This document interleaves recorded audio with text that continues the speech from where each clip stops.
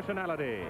Not far from the levee, there's the French Quarter, Bourbon Street, and since 1935, New Year's holiday crowds in New Orleans for the Sugar Bowl game have gorged themselves on jazz, seafood, and fun, shouting themselves hoarse in support of their favorite teams.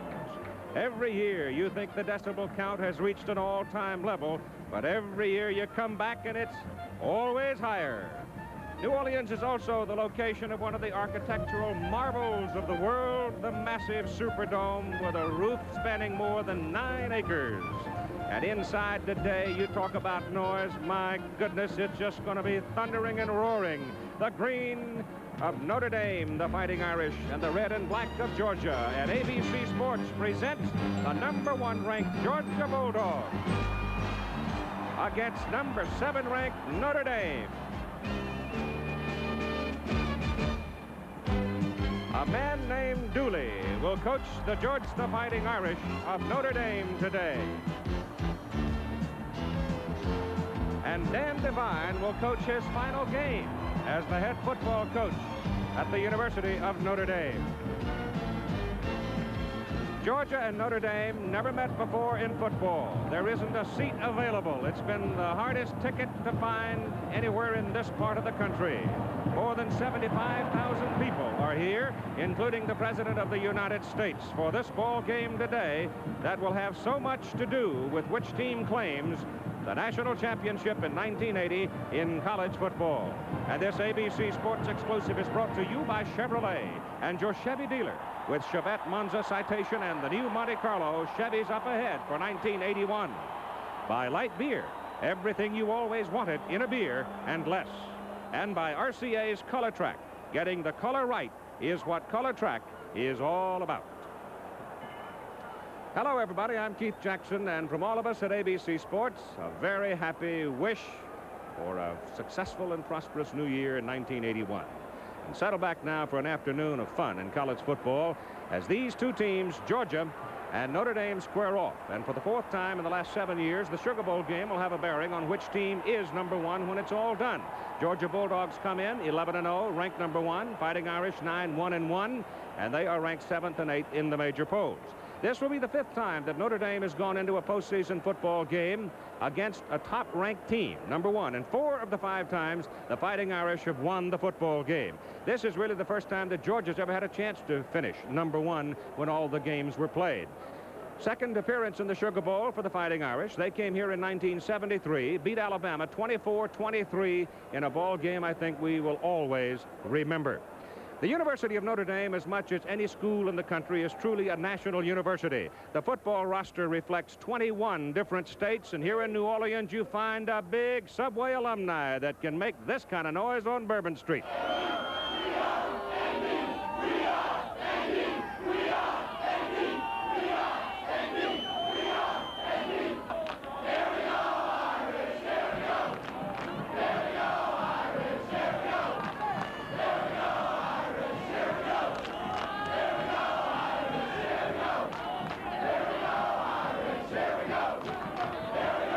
And a school song that is sung from Washington to Florida and Maine to Baja, the Notre Dame Victory March.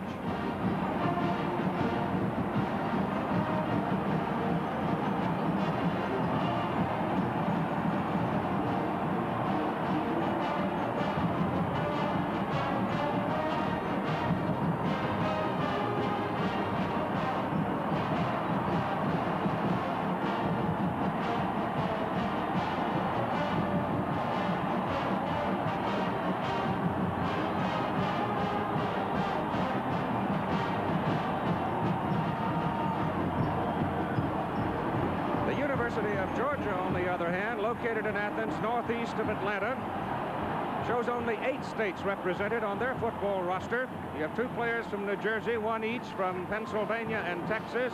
The rest of them come from Georgia, Alabama, South Carolina, Tennessee, and Florida.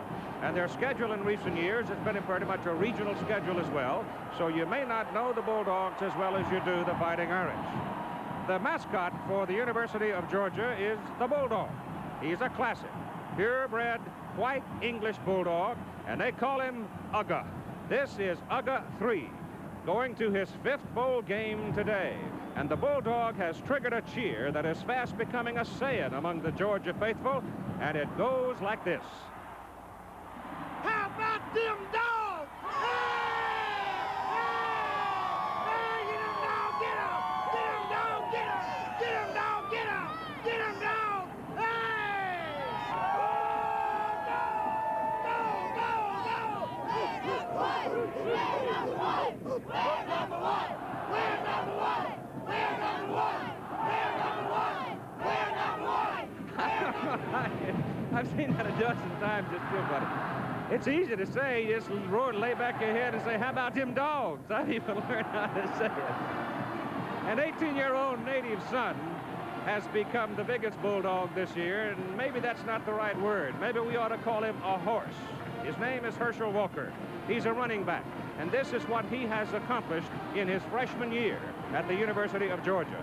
1,616 yards rushing, an NCAA freshman record, a Southeastern Conference freshman record, a Georgia record. He finished third in Heisman voting, and for the first time, a freshman consensus All-American. Football writers prior to this had never named a freshman to their All-American team, but Herschel Walker is the man who finally broke through that barrier. Herschel is a big fella, standing about 6'2" and weighing close to 220 pounds. He chose to stay at home and go to school at the University of Georgia.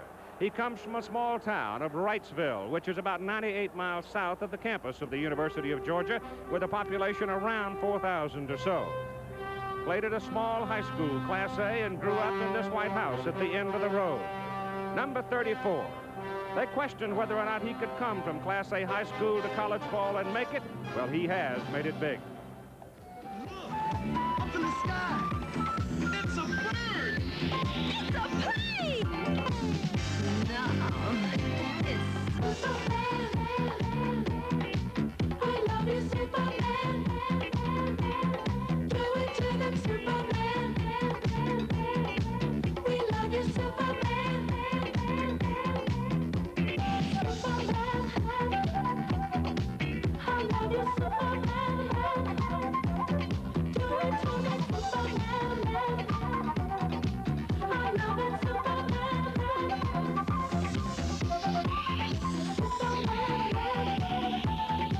I love my Superman. Do it to them, Superman. We love you, Superman. Superman. I love you, Superman. Do it to them, Superman. Herschel Walker, you'll see him a lot today. We all need a little luck, I guess, in about everything that we do. But to win 11 consecutive football games in this era, you better have some luck. And sometimes a small miracle doesn't hurt. For example, the Georgia Bulldogs got a lot of luck in their opening game against Tennessee. Volunteers fumbled away a scoring opportunity late in the game, and Georgia hung on to win 16-15.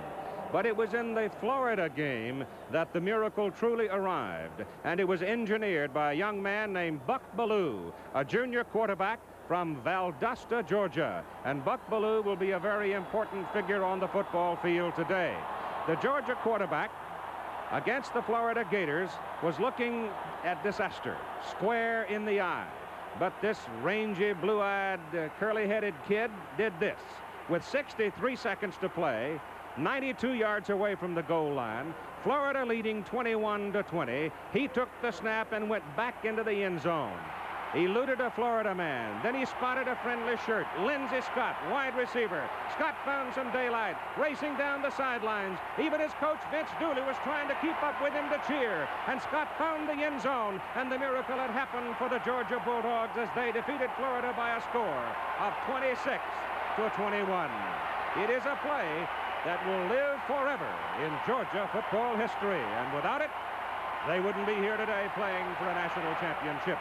Buck Bellew and Lindsey Scott, the two youngsters who did it.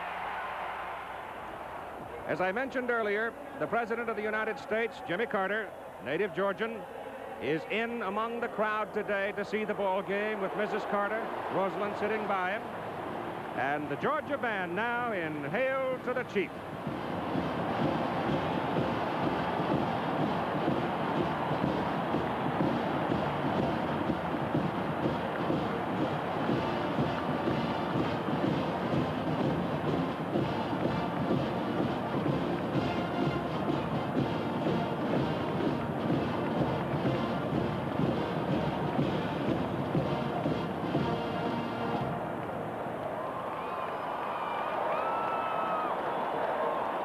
President and Mrs. Carter being saluted by the University of Georgia band.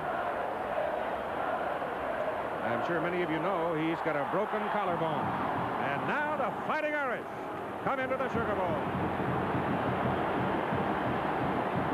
The Irish record, 9-1-1. The tie against Georgia Tech, a team that Georgia handled easily.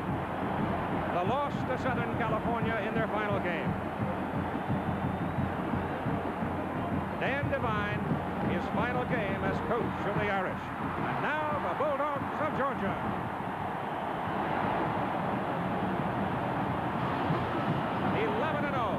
The opening game, as we mentioned, so close. South Carolina was close. Florida was the miracle. 11-0. Vince Dooley, their coach.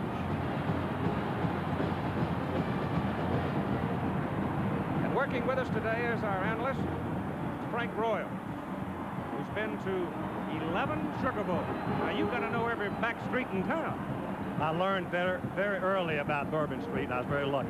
Yeah, you don't have any scars. You must be all right.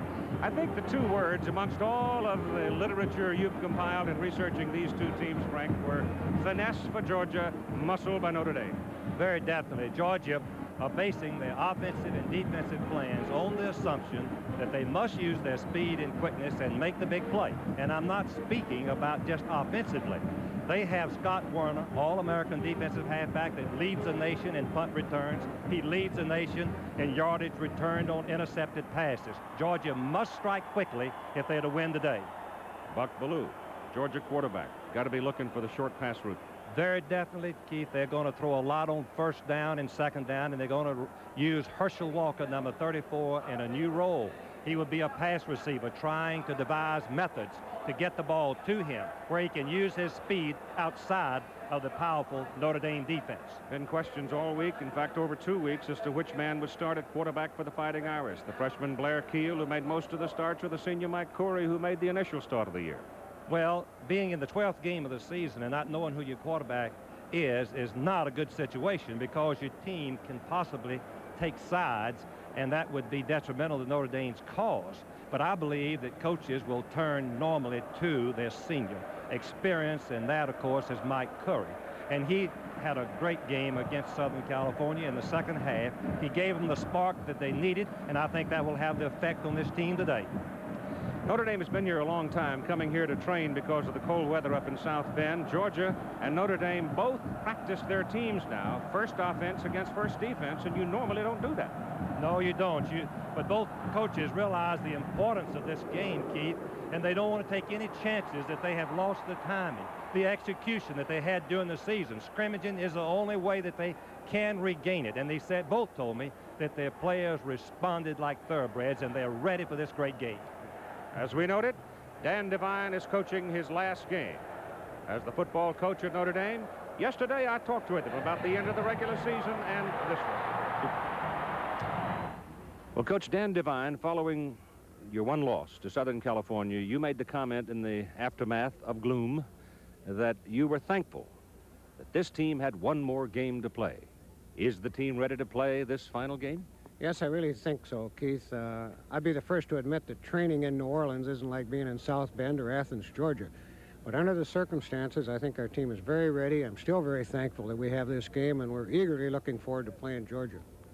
A lot of us read Georgia as somewhat of a total team. They've got all the tools, and some of us feel that perhaps your greatest strength lies in your defense. So that means your defense has got to be ready to defend Bellew the pass and Walker the run.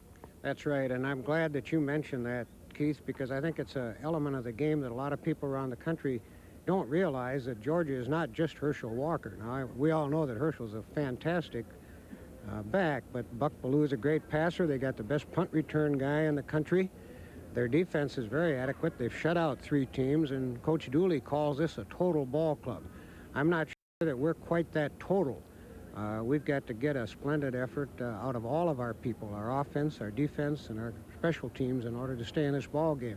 If we play well in those 3 aspects, and they play well in those 3 aspects, I kind of feel like we're going to win the game. I don't mean to be optimistic and get drummed out of the coaching profession, but I feel like we have to play well in all 3 areas, Keith.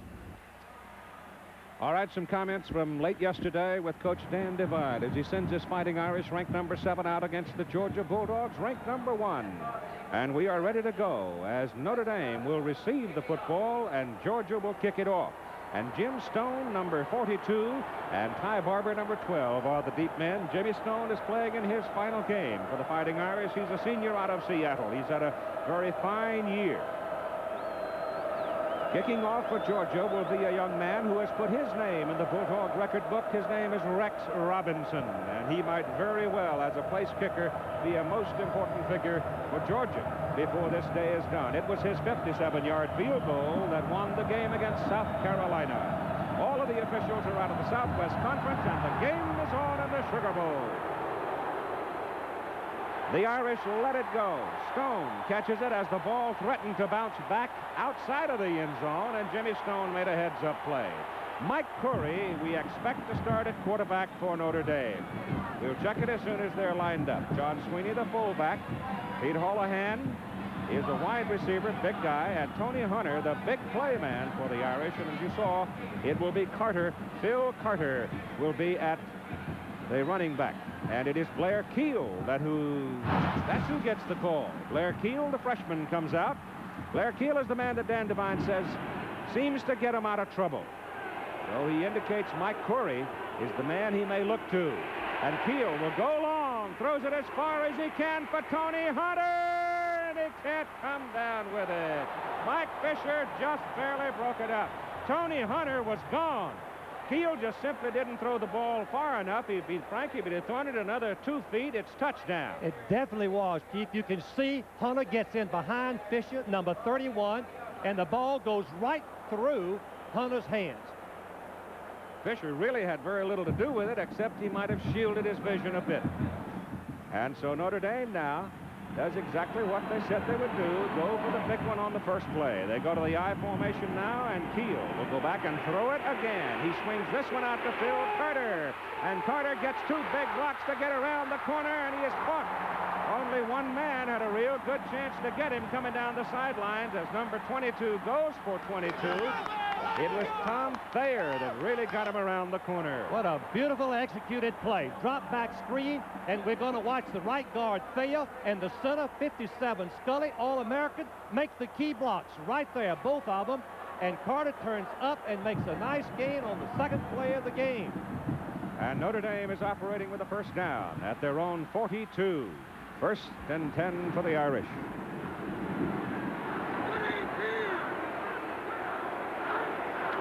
It's Carter over the left side. Dives it up to the 44. He picked up 2 yards. And the Fighting Irish front now. Mike Shiner at tackle. He is 250 pounds. Randy Ellis, a 251-pounder. John Scully, 255 at center. Thayer, 258 at guard. Posderick, 260 at tackle, 6'9". And the tight end, Mastak, at 227. It's a very big football team. Second down and 8 at the Notre Dame 44. Georgia with a 6-man front. Keel on a roll, has help. Caught from behind, dropped at the 46. Eddie Weaver, the nose guard, was hunting the quarterback and found him. Have a look at number 61 doing his thing. Eddie Weaver is very strong. He only stands 6 feet tall, but he weighs 270 pounds. He has quickness and speed, as you can witness right here as he closes to the football and makes the tackle on quarterback Keel, number 5, right there. Outstanding play by Weaver. It is third down from just outside the 45, and they need about 7 yards. Keel straight back, looks for Hunter, goes the other way, and the pass is caught by Mastak, the tight end, down at the Georgia 38, and the freshman quarterback threw a bullet for 16 yards. The defensive alignment for the Georgia Bulldogs: Robert Miles, Jimmy Payne, Eddie Weaver, Tim Crow, and Pat McShay. Up front in the trenches, Ross Taylor, linebackers, and the secondary, Werner, Fisher, Welton, and Hip. It was Hip that made the tackle that kept Carter from breaking it loose, as Carter looked like he was gone down the sideline. First down for the Irish, Georgia 38. Holohan in motion. Keel gives the ball to Phil Carter. Carter is hit. may not have reached the line of scrimmage. Georgia's going to have to gamble on defense, going to have to do some studying. Jimmy Payne made the tackle. President Carter and Mrs. Carter and Amy watching. Keith, to enlarge on what you said about Weaver and also Payne, they're going to move to the tight end side, feeling that Notre Dame likes to run in that way and get the best defensive players they can to that side. Second down, about 10.5 yards, and Keel comes outside. Plenty of time to throw it. It is caught, but it was caught after it was almost intercepted. Hunter came up with a ball. Werner made a try for it, and he went right through him. Watch the execution by Tony Hunter, number 25, the very gifted athlete. Watch him come back for the ball. Otherwise, Warner, number 19, would have had the interception. Just an excellent play by Tony Hunter, number 25. Dick Beard is in at tight end now for the Fighting Irish. Maztak is out. The football is at the Georgia 30. That was a pickup of about 8.5 yards. They've got to go to the 28. They need 2 here on third down. They give it to Carter, the tailback. Carter picks his hole. Penalty flag is thrown to the umpire. The umpire, standing in the short area of the defensive secondary, back of the linebackers, whipped it in there, and it looks like it may be against the Irish. It is illegal use of hands. The referee, Clint Fuller, that's a 5-yard penalty. It is not holding, it is pushing. Well, that's a tough place to get a call, defensive call. Rules been changed a little bit this year so that you offensive linemen have a little more use of their hands. On number 61, Weaver, let's see Thayer, number 64. He cannot use his hands once the defensive man has gotten parallel with him. He can use his hands while the defensive man is in front of him only. So it's a good call. 5-yard penalty. And it's third down and 8. About 7. Third down and about 7 with double wide at the top of the picture for Notre Dame.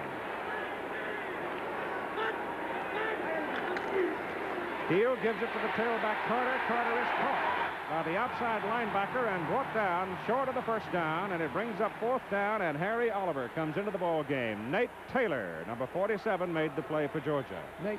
Nate Taylor, number 47, strangely enough, was a walk-on. As a freshman, he still got a scholarship and led the team in tackles as he did this year. He moves over, closes, and assists in the tackle to stop Carter short of the first down. Contini will hold for Harry Oliver, the left-footed kicker out of Cincinnati. He's 2 for 2 from 50 yards or more. This is from 50 exactly. He's got plenty of leg on it. It's good. A 50-yard field goal for the Fighting Irish in their first offensive possession, and they take the lead 3-0 at 10 minutes and 41 to play in the first quarter, and we come back. Georgia will have the ball. When I was coaching, I was the boss. I used to feed them, dress them, get them to bed on time. Now I treat them to our favorite beer, right? Light beer from Miller. Light's got a third less calories than the regular beer. And what else? It's less filling, Red. And they really like the taste. Another beer, anyone? Yeah, do it. What's the magic word? Please.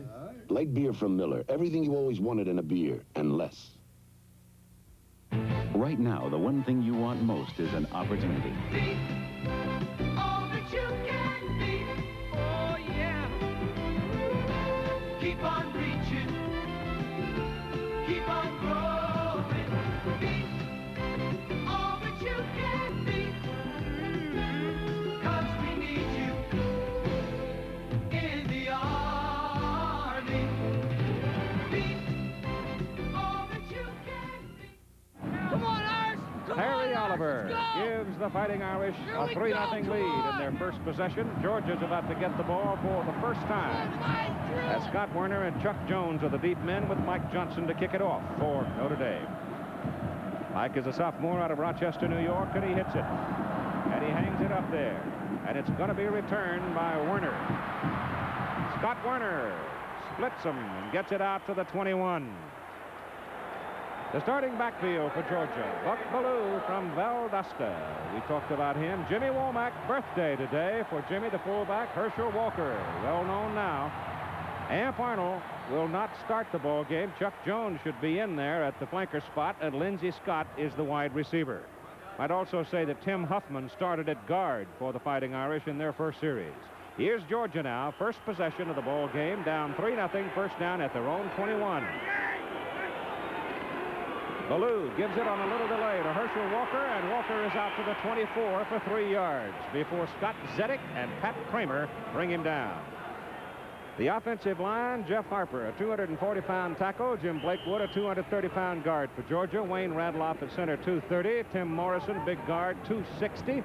Alongside of him, another 260-pounder, Nat Hudson at tackle. And Norris Brown, the tight end, 215 pounds. Second down and 7 for the Bulldogs. And they turn, give it to Walker. Walker trying to get outside. Does get outside. Penalty flag down. Look out for this one. Herschel Walker got it across the 30 and close to a first down. But look out for the penalty flag on that kind of a play on a sweep. It is easy to clip. Also easy to hold. Here it is. Holding. Offense. Clint Fuller heads the officials team, all of them out of the Southwest Conference. Lewis Shuffle, Red Shaw, Fuller and Shaw their last game. They retire after this one. Mike Wetzel, Ron Underwood, and Jim Evans. It's a good team of officials. Keith, and the penalty that will be assessed against Georgia will be 15 yards, 10 yards, half the distance to the goal line. But it's a big penalty, major penalty. Puts Georgia in a real hole now. Carney Norris is into the lineup at tailback, replacing Walker for the moment. Of course, they may move Walker out, put him in a different position. Chuck Jones is going in. Amp Arnold, who had gone in on the last play. Arnold has had a knee problem, hurt it in the Florida game, and really hadn't had much work. And Vince Dooley a little fearful that Amp might not be on top of his game. They'll miss him, too, because he is their big playmaker, one of their big playmakers. Second down now. Georgia is all the way back at its 13-yard line. They've got to go to the 31 to get the first down. And here's the pitch to Carney Norris out of the tailback. He's got a yard up to about the 14, and he is the other New Year's baby. Happy birthday to Carney. So Womack and Norris are both observing their birthdays playing in the Sugar Bowl. Ball is up around the 14. The Irish defensive unit, Hankard, Kramer, Gramke, Zedek.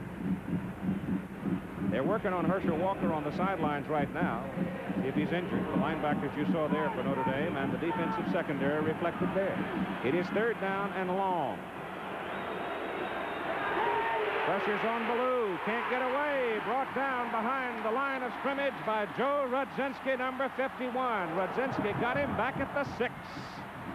One of the things that the Notre Dame coaches said, they're going to try to intimidate Buck Ballou by blitzing the linebackers and maybe even the strong safety to try to give him the bad play and discourage him. He'd have been able to get away from Rudzinski. He had a whole lot of room outside, though, and Rudzinski stayed with him and got him.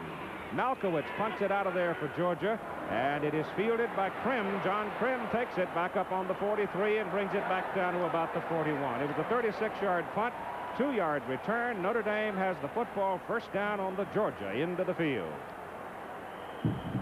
Herschel Walker is up, moving around. The trainer worked on him a little bit. We don't know exactly what for, but he seems to be all right now. In the meantime, the Georgia defense got to muscle it up here against the Fighting Irish. Ball just outside the Georgia 41. First down for Notre Dame, and Keel is still the quarterback. Georgia almost jumped. Blair got back in time. Phil Carter sweeps it off the left side, and Carter takes it down to about the 37 of Georgia, where Robert Miles, the defensive end, leads the defensive play.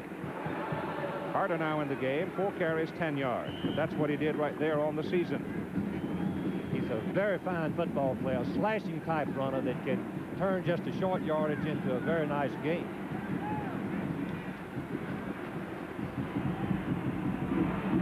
Second down and a little more than 5.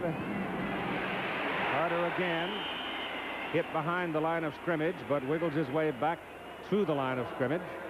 It was Frank Ross, number 48, a senior from Greenville, South Carolina, who penetrated and took away the quickness of Carter with the contact. The fullbacks for the Irish, Sweeney and Buchanan, are bringing in the plays, and right now John Sweeney, number 33, has come in with 35 Buchanan going out. Blair Keel and his numbers for the year. You see 0 touchdowns.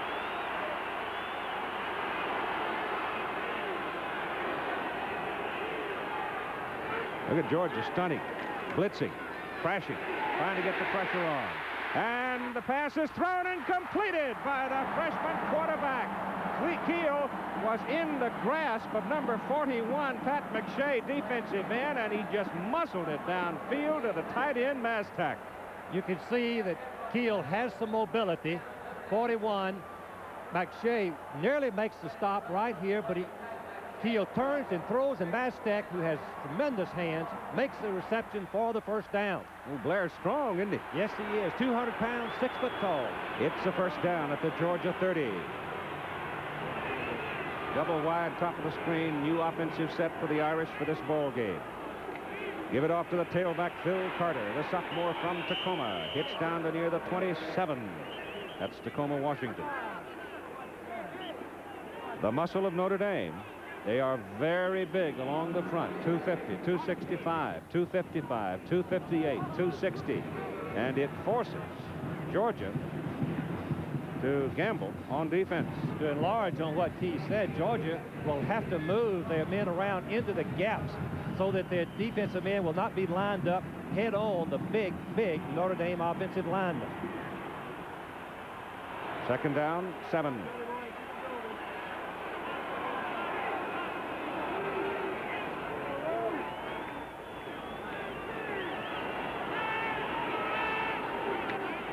Carter. Oh, did he take a wallop? He lost the... Did he lose the football? Nope, guess not. He almost lost his life. Tim Crow was coming, sophomore from Stone Mountain, and watch this hit. Right there, Tim Crow plays left defensive tackle. He was shooting the gap. In effect, he was slanting to the tight end, which is what Georgia's plans are, and he came free into the backfield. Folks, I'll tell you right now, Phil Carter is one tough fella, because he's still in there. It is third down and 7.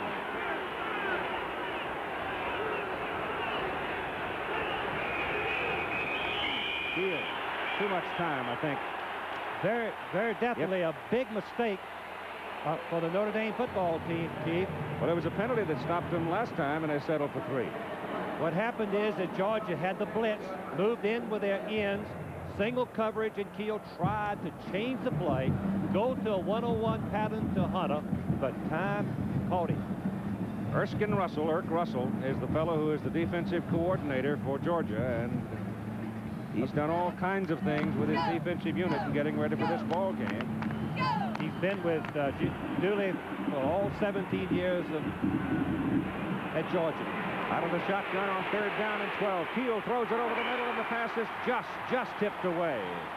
Robert Miles, the defensive end, had dropped off to cover Mastak, the tight end, and just flipped it away. We must remember that Mastak missed most of the season. He's a great receiver. He gives an added dimension, but Miles comes in front of him at the last instant and deflects the ball. A big play that forces Notre Dame into the field goal situation. Oliver has hit a 50-yarder to give the Irish a 3-0 lead with 5.5 minutes to play. This one is a 48-yarder. He is 4 out of 6 from this distance. It is blocked. Number 14, it looked like came flying in. And the ball comes rolling back across midfield. And that's got to fire up the Georgia Bulldogs. It was number 14 who made the play for Georgia.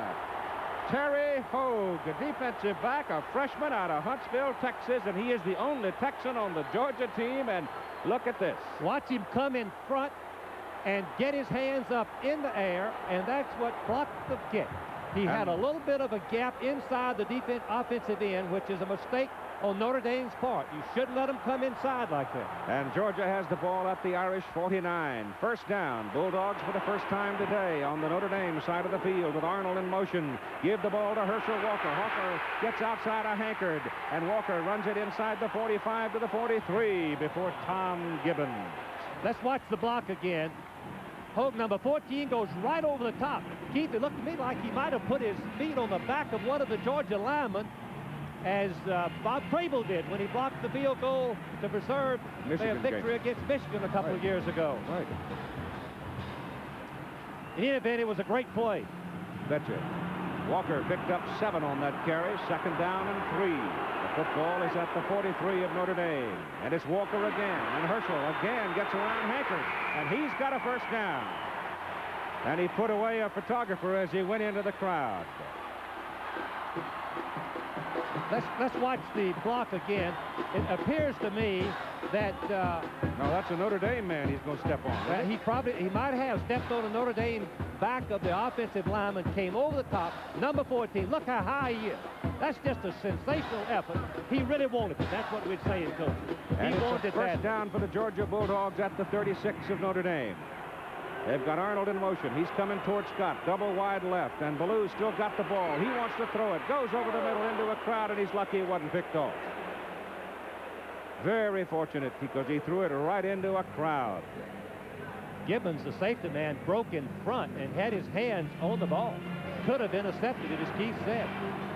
There's the Notre Dame defensive stats for the year. You can see how effective they have been. 8th in the rushing defense, 4th in total defense, and 6th in scoring defense, allowing only 3 touchdowns in the last 7 games. Second down and 10 for Georgia. They threw it on first down. Ballou gives it to Walker. Herschel running inside. Goes across the 30. Bowls his way to the 27. His inside running has improved tremendously throughout the season. I think that we all agree with that. Keith saw him in early November. I saw him in the middle of November, and he has improved. He's worked hard on it. He told me earlier that he knew that this was the one weakness he had of not being able to find the blockers, Keith, but on that particular play, he waited patiently and saw the block and he made a nice run. He weighs about 220 pounds. He's got big, strong legs. Ronnie Stewart in at fullback now, replacing Womack for Georgia. It's Walker again. Herschel gets a block, and he turns it upfield. And he's got a first down for Georgia at the Irish 20. And he got a big block from Jim Blakewood, the left guard, to get him around the corner. Blakewood, number 77, is their pulling guard on the sweep.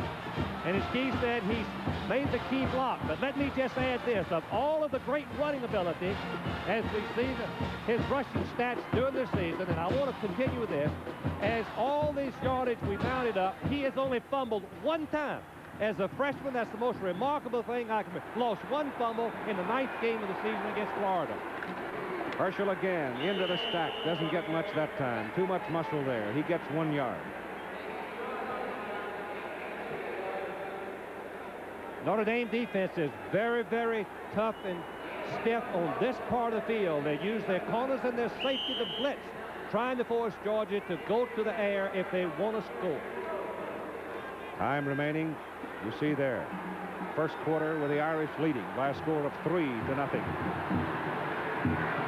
Second down and 9. And it's Walker looking for a hole inside. Nothing there. Stood up and then decked by Zedek. Zavagnin had him, stood him up, and then Zedek put him down. Zedek, number 70, All-American. A senior, a 5th-year senior that knows how to recognize the play. Watch him. As soon as he sees the play, he comes back and assists number 46, Zavagnin, with the tackle to stop Herschel Walker on a short gain. Third down and 9.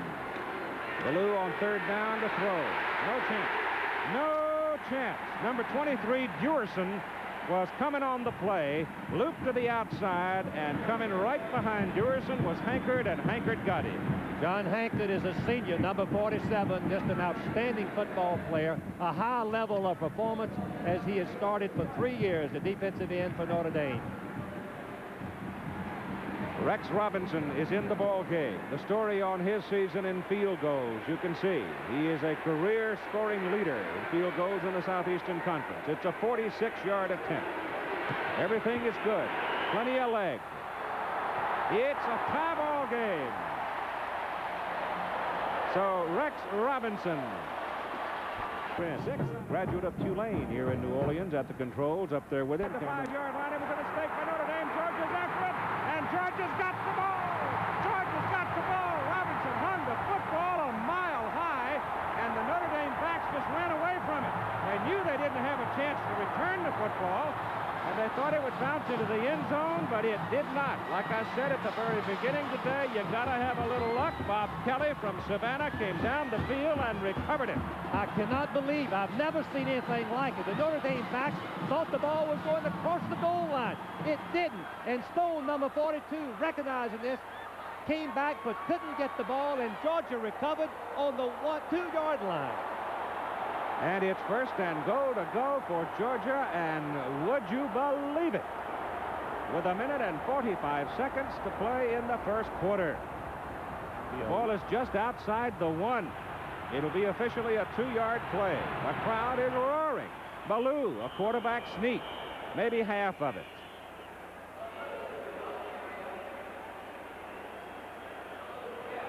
That is startling. But obviously, the kick was a mile high in the air. You see Georgia's takeaways were most pronounced, led the nation this year.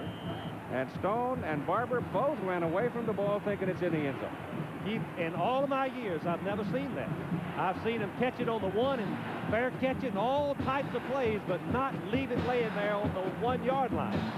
Second down and goal to go for the Bulldogs at the Irish 1.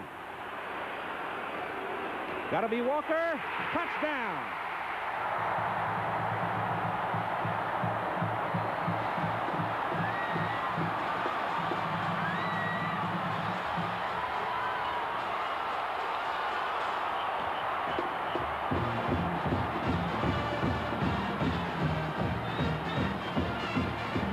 As we see it again, Walker is going right behind all Southeastern Conference Morrison, number 76, all Southeastern Conference Hudson, number 66, right behind him for the touchdown.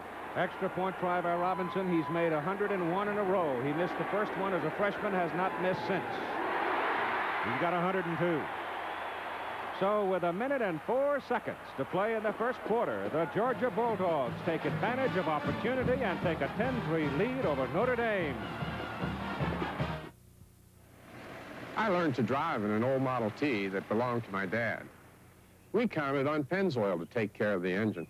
Today, Pennzoil does even more, because now it saves gasoline. Pennzoil has added gas savings to its regular multi-weight oils, and they've done it at their regular price. So you don't have to spend extra money to get extra miles. Gas-saving Pennzoil. Quality in every extra mile. For whatever you need, take the first step, the Bell System Yellow Pages. For supplies to build this nursery, for all the furniture you see, I took the very first step. For this wallpaper so nice and sweet, and wool to knit booties for her feet, we took the very first step. The first step puts you steps ahead, saves time, money, energy. So let your fingers do the walking. It's the very first step, the first step. Saturdays this season, ABC's Pro Bowlers Tour begins its 20th year with impossible spares, improbable victories, and the strike of excellence. The Pro Bowlers Tour premieres January 10th on ABC. Well, the Georgia side of the Superdome is mighty happy about the turn of events as a high kickoff, and I can't stress that enough. That ball was a mile in the air, and it's either Alphonse Gaston. Been suggested they might have lost it in the lights. One, maybe, I can't believe two, would lose it in the lights. They thought it was in the end zone and didn't go in. Here's Robinson. He puts another one up in the rafters, but this one carries to the end zone, and they're going to come out with it. Jim Stone, and he's got some room. He comes all the way to the 29, close to the 30, before Bob Kelly, who recovered the kickoff a moment ago, makes the tackle. Well, the Hula Bowl's coming up on January 10 from Aloha Stadium in Honolulu. Oh, the trade winds will be blowing, and we've got all kinds of folks. Several people from these two teams are going to be there. I know Scott Zedek is going. Mark Herman's going to lead at quarterback for the East. We'll have Samoa at quarterback for the West. He's from Washington State. He's going home to play football. Two outstanding collections of All-Americans and stars. And here goes Keel a mile downfield. Threw it for Tony Hunter, and Hunter was way behind this play. If that ball had been thrown on their first bomb attempt that far, they'd have had a touchdown. Very good point, Keith, because on this particular play, Fisher was ready for the bomb and backed up very deep and had good position on Hunter. So we've got 51 seconds to play in the first quarter. Kiel is now 4 out of 7 for 52 yards in passing. It is second down and 10 for Notre Dame. The ball is just short of the 30. Georgia leading 10-3.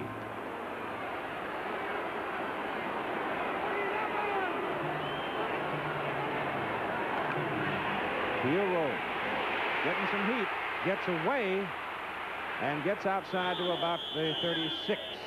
Pat McShay, a senior out of Anderson, South Carolina, almost got him. McShay had his hands on him a while ago, and he still got a pass off and completed it. The mobility of a quarterback is so important. McShay is a very fine football player, one of Georgia's best. They'd like to have him rushing the passer twice so far. Kiel has escaped and made a gain, one completed pass, and a nice gain on the run. Well, you got a guy named Dooley coaching the opposition and a fellow named McShay trying to tear your quarterback's head off here. The Irish are after the Irish. It is third down at about 3.5 as Kiel goes back. Blair's in a little trouble this time, and McShay finally got it. Pat finally got it on his third try. Oh, they're excited. Pat McShay, coaches tell me, is just an ideal type football player. You'll find a place for him on your football team. He does the right thing at the right time, which was evidenced on that last play, the sack of Kiel. And it's fourth down, a little more than 10, and Kiel will punt for the Irish. First punt of the ball game by Kiel. Averages a little better than 40. Has no pressure. It's a high hanging knuckle ball. Scott Werner. Werner, who can break that big play on you, brings it back and gives Georgia pretty good field position. He's out around the 38-yard line. It was a 41-yard punt, and Kiel hung it up there. 3.6 seconds. And the University of Georgia, as we said earlier, leads the nation in punt returns. Scott Werner, just outstanding courage. He wants to catch the ball, and they have a new wrinkle that they're using on their punt return that's helped them all year long. From the 38, the Bulldogs with 5 seconds to go in the first quarter, leading 10-3. Ballou pitches it to Walker. Herschel runs right over the top of a penalty flag that was thrown. And let's see what that's about as the quarter has come to a close. So while they talk about the penalty, we will take this timeout. After quarter number 1, Georgia 10 and Notre Dame 3.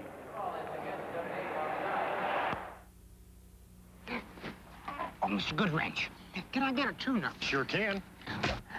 What's that? Your written estimate.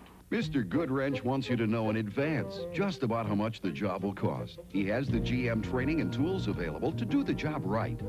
Gee, that's reasonable. Mr. Goodwrench knows our customers don't like surprises. Keep that great GM feeling. Where Mr. Goodwrench works. With genuine GM parts. Meet a revolution in menswear, the Hager washable suit. It never needs dry cleaning because even the coat's made to stand machine washing in warm water.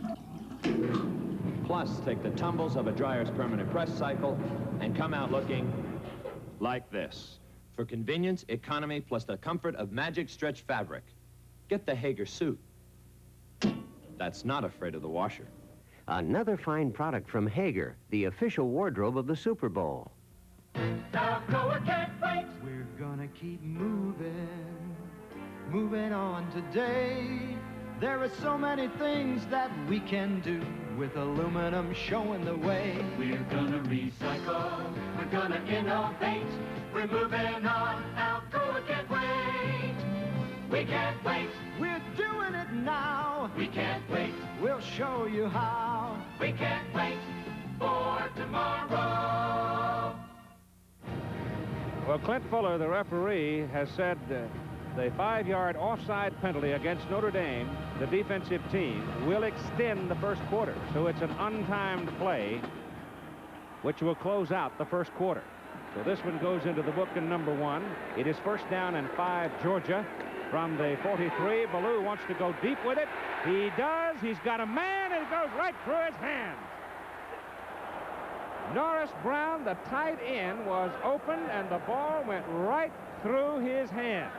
It was a sensational throw from Ballou. It's a fake to the right, which holds the defensive right halfback Krim just momentarily. Brown is a tight end, and I'm sure that Krim didn't think that he could run as fast. He has a 10-flat 100 speed. Watch the ball go right through his hands. Would have been a sure touchdown. Oh, Norris, are you going to remember that one? Now the quarter is officially over, and there are the numbers. First downs, Notre Dame 3, Georgia 2. Both teams have moved the ball. Georgia is the surprise in the passing with 0. Notre Dame is the surprise with 52 yards passing. Walker has picked up 34 yards in the first quarter. Tonight, a special feature here on ABC at 9:30 Eastern, 8:30 Central, and 9:30 Pacific, Invasion. It's an exciting program. We'll tell you more about it as time allows. Meantime, Georgia on 2nd down and 5 from the 43. Give the ball to Walker, and Walker can't find any room in the middle. Coming back from his defensive end position, John Hankard, the primary tackler. Walker on the draw play as we watch the Georgia defensive coach flash in the plays from Coach Dooley. But Walker had no chance on that play. Hankard was right there. It'll be 3rd down and 5 from the 43 of Georgia. Norris Brown had it in his hands and let it go when he was wide open for a touchdown. Ballou on a roll. Gets pretty good protection, but he's using too much time. He has nobody to throw it to. He's hit on the sideline.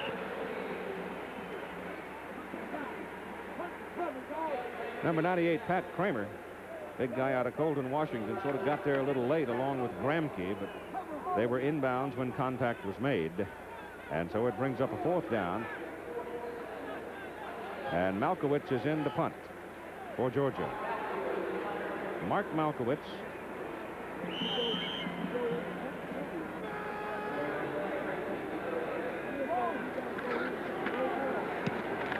There's a dandy. Oh, that is a howitzer over the head of the Notre Dame people, and this one does go into the end zone. I think that's what they thought earlier, except that one didn't. But that was a honey of a punt, 59 yards. And according to Mike Swanson's stopwatch, was in the air 4.2 seconds. That's a long hang time. Season premiere of the Pro Bowlers Tour comes up live from Anaheim, California, except on the West Coast, where it'll be seen in its regular time period of 4 Pacific time. January 10, Pro Bowlers Tour, one of the most successful sports programs in the history of television.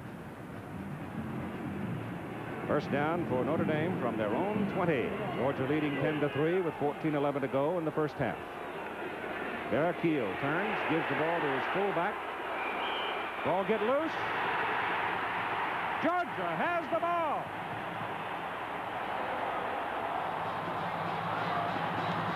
Georgia man comes out of the bottom of the stack with a ball. Chris Welton, the rover. He saw it come loose from the fullback, dove in there, and came up with it. Young Chris Welton is a finance major, had a 4-point average during this past football season when Georgia was gaining the #1 status. Here we see Sweeney, the fullback, who doesn't carry the ball very often. He's hit hard by the linebacker right in the hole, and the ball is on the ground. You can see it, and number 10 comes in and makes the play. And here goes Herschel Walker to the 15. He's down to the 10 and out of bounds, just short of the 10. Georgia recovering the kickoff on the Irish 2, scored the touchdown, and now Notre Dame's turned it over out at their 22, and the Bulldogs have it first down just short of the 10. Walker now on 10 carries with 46 yards. And that could have been one of his best because he was hit at the line of scrimmage by Grudensky, number 51. Gerson hit him 5 yards down the field. He broke both tackles and went on to the 10-yard line. Walker lines up, the eye back. Ronnie Stewart in motion. They've got the 2 blocking fullbacks in there. Buck Ballou on a roll. He's running for the corner. He's down to the 5. He's out of bounds down about the 4, maybe the 3. Johnny Krim saved the touchdown for the Irish. Just great execution on Ballou's part. The receiver, Brown, was in the end zone but covered. He had only one choice, Ballou did. That was to turn up the field, and he did decisively for a big gain instead of a loss or a possible interception. The ball is just short of the 3. They could conceivably get a first down without scoring, but it'd have to be very close to the goal line. Walker, sweep to the right, good blocking. He's in there.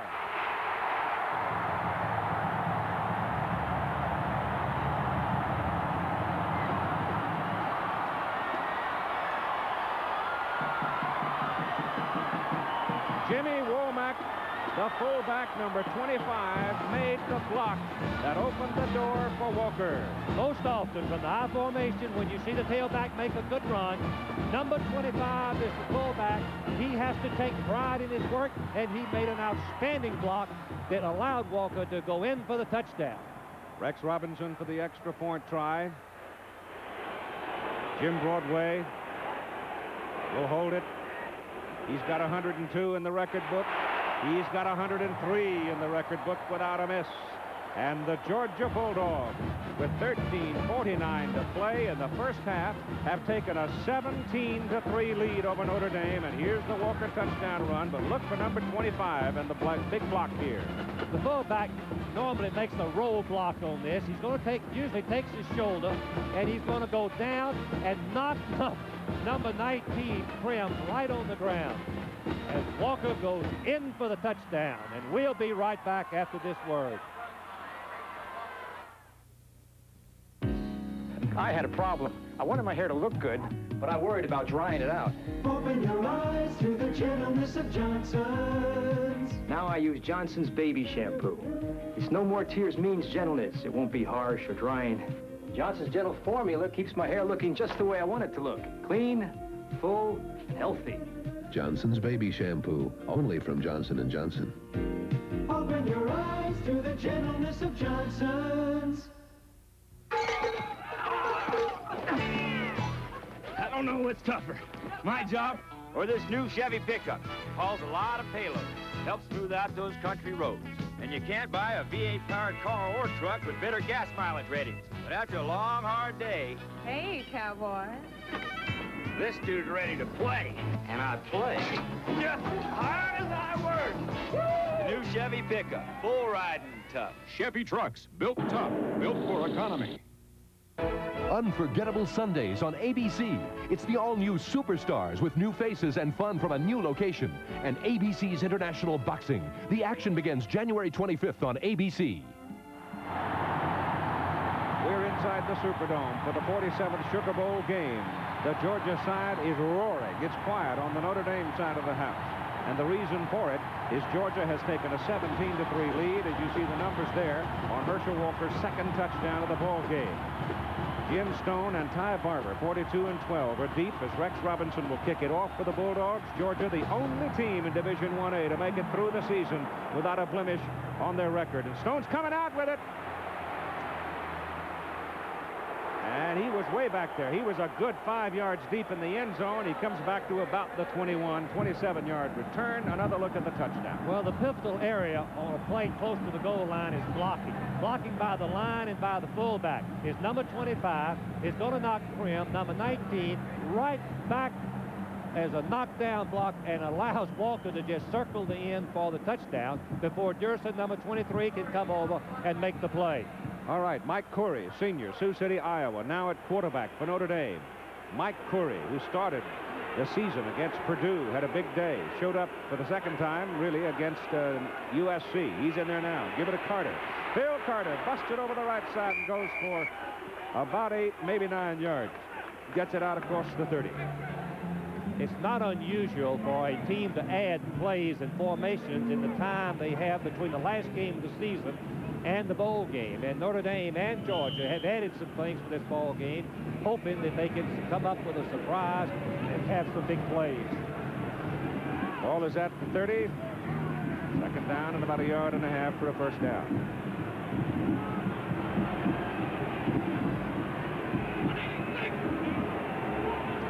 Must be a checkoff. Curry took a long time with it, rolls it out. He's a good runner. He's very quick. He's got a first down, turns it upfield, and goes across the 40 to the 42. Well, I think he did check it off. And that was the play that the coaches of Notre Dame said was the key for Curry in this ball game. It's a run block option, one receiver, as the Georgia man is hurt. That's Will Forts, linebacker number 42, down on the field for Georgia. But to continue with the Notre Dame strategy, they had this play set up for the ball game, and it's supposed to be a key for them and hope to move the ball, and we'll be right back in just a minute. It's your skin, baby, and I like it very, very smooth. That means a super close shave. So trust Noxzema, because you'll need all the soothing comfort you can get. Like I said, it's your skin, baby, and I like it very, very, very smooth. That feel good? For shaves this close, trust Noxzema. It's your skin, baby. Control 6 to base. Looks like this big old hole in the ground is going to be safe for the night. Over. They come out all beat. It's Miller time. Miller time. Time to appreciate the difference between a good beer When it's time to relax and a great beer. one beer stands clear. Miller High Life. You got the time. We got the beer. Miller beer. Come Miller time. We got the beer. He's Blake Carrington. Do I really have to be poor to turn you on? He made the dynasty. Well, there's a look at the great old city of New Orleans from the Goodyear blimp America. Mississippi flowing, that's why they call it a crescent city, the way it's shaped around the Big Muddy. And here comes Notre Dame on first down from their own 42. They trail by 14, 17-3 with 12:56 to play in the first half. They send Sweeney, the fullback, in motion, pitch the ball to Jim Stone in at tailback. Stone turns it upfield to the 44. There, Robert Miles, number 83, locks his legs for Georgia.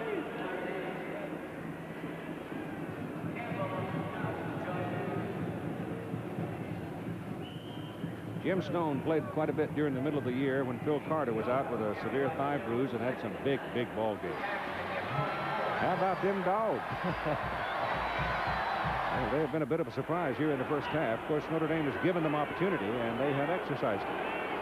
That's the mark of a good football team. Second down, second down and 8 from the 44. Corey, quick stand-up pattern. Couldn't find anybody. Turns it upfield. Mike's got some daylight. He's still going. He's down to the Georgia 40. He's all the way down to the 37. Mike Curry. He gained 22 yards on that canter. He looked for Hunter to the right, but then the middle was wide open, and he took it. That's just experience, because Hunter was covered on the quick pass, and the one thing the quarterback does is try to go right up the middle to avoid any loss, but Curry has good speed. Watch him break through the arms of some would-be tacklers, and finally Williams, number 9, and Hip, number 49, bring him to the ground. And it's first down, Notre Dame. The ball is at the Georgia 36. Carter is back in there at tailback for the Irish. Bill's got the ball. Big hole over the right side. Big hole up the middle, and Phil Carter goes to the 20. Oh, did Tom Thayer and Phil Forsderek open a hole for him? Let's watch the blocking from the end zone and watch the offensive guards. Notre Dame says that is the key. Huffman, number 78, weighs 290 pounds. The fullback Sweeney makes a block on Taylor. Ross is blocked by Huffman, and Carter goes right up the middle for the big play. You never saw the defensive left side of the line at all. They were taken out early as well. So picture-perfect execution. First down for Notre Dame. The ball is at the Georgia 20. Corey looking, can't find anybody, and he's going to lose a yard or so. He was looking for Hunter again on that quick stand-up pop play, but Georgia, for the second time, covered it well. Scott Werner, number 19, was a left halfback covering Hunter, and he played it very smartly because Georgia has very little depth to defend against. Notre Dame's close to the goal line, and he played him close. It would have been a risky play for Curry to throw it, and he didn't. Second down 11, Georgia 21 for the Irish.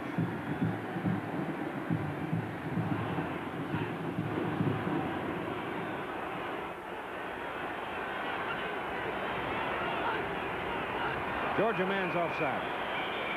Encroachment by an interior lineman, Eddie Weaver of Georgia. Made contact that time. Watch number 61. He's a little bit overhang. It's just a goal line situation while the quarterback is changing the play on a long count. He wanted to penetrate. He wanted to break the seam. That happens as we listen to Clint Fuller. Illegal procedure. Defense. A little bit of difference there between offside and encroachment. And another thing, instead of 2nd and 10, they have 2nd and 5, and they can go back to their regular game of power if they want to. Or 2nd and 6, actually. You see the difference in the yardage, but that's because Notre Dame gave the ball literally to Georgia down on the 2 and then fumbled it away on the 22, and Georgia scored both their touchdowns. Georgia has been an opportunist team all year long, having taken away 44 balls from the opponents on pass, interception, and fumbles. 44 times before this game. 2nd down and 6 from the 16.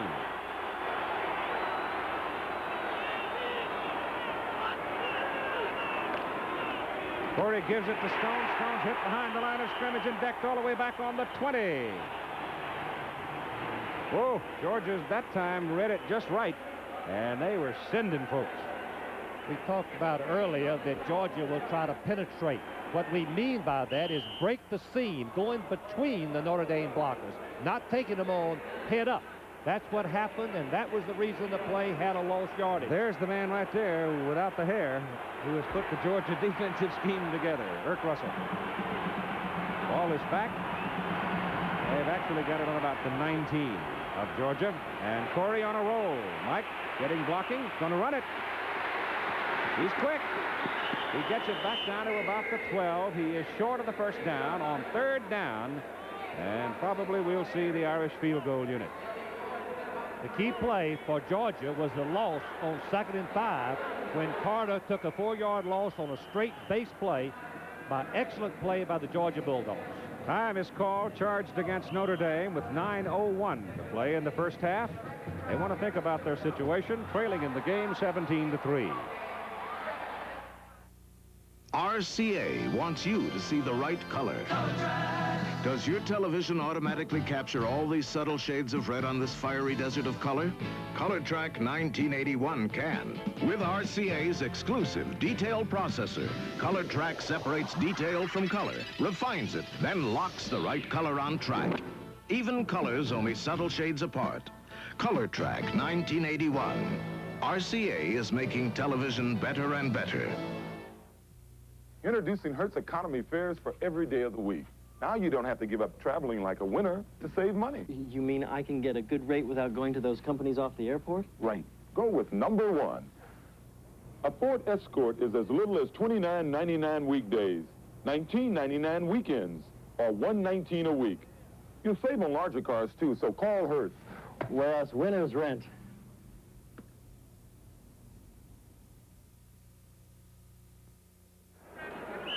The last 3-4 days down here in New Orleans have just been spectacular.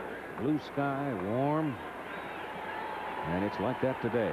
But we've got 77,895 folks inside the Superdome, which is a new Sugar Bowl record here.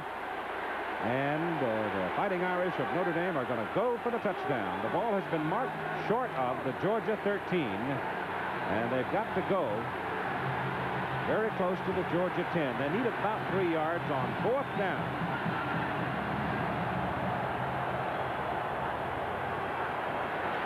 Corey wants to throw, puts it in the air. It is intercepted by Scott Werner, and he's coming out with it.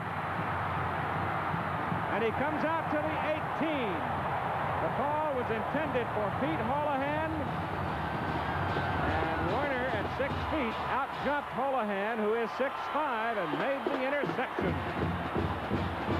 This is one of these ball games, Frank, where you're having a lot of big plays that is inflaming this Georgia football team. This is just a sensational play by Werner, number 19, as he goes high. Remember that Holohan, number 31, stands 6'5". Werner, this is his 6th interception of the year, his 14th of his career, and he is excellent runner, as you can see with the football. And it's first down, Georgia, at their own 18 as they turn the Irish away, and Herschel Walker has the ball, breaks it up the middle, gets it out to the 23, maybe the 24. And Bob Crable and Joe Rudzinski make the tackle. Now, that's the first time today I have called Crable's name. That is a surprise. Georgia must be doing a great job blocking on Crable with their center, Radloff. Radloff and Joe Happy are alternating in there at center. And that really is the first clear tackle that Crable has made today. Pump it up, y'all. Harper's out at tackle, and Jimmy Harper is in to replace him. Jimmy replacing Jeff. Jimmy weighs 280. Buck Ballou hands the ball to Herschel Walker. Walker gets away from Stacy Torrens, the freshman cornerback, and runs it from the 24 up to about the 26, maybe the 27. That's a wonderful graphic of a fine football player. Scott Warner, as you can see these numbers, had 2 knee operations in the last 11 months. He rehabilitated the leg. He wanted to be a part of this football team, and he's been a vital cog in its success. Scott is from Jonesboro. There's a little note that's of interest. This is being closed captioned for the hearing impaired members of our audience today, and we hope you're enjoying it. One of our engineering guys has worked on it a long time as Herschel Walker breaks it over the left side, gets good blocking, and goes for a first down.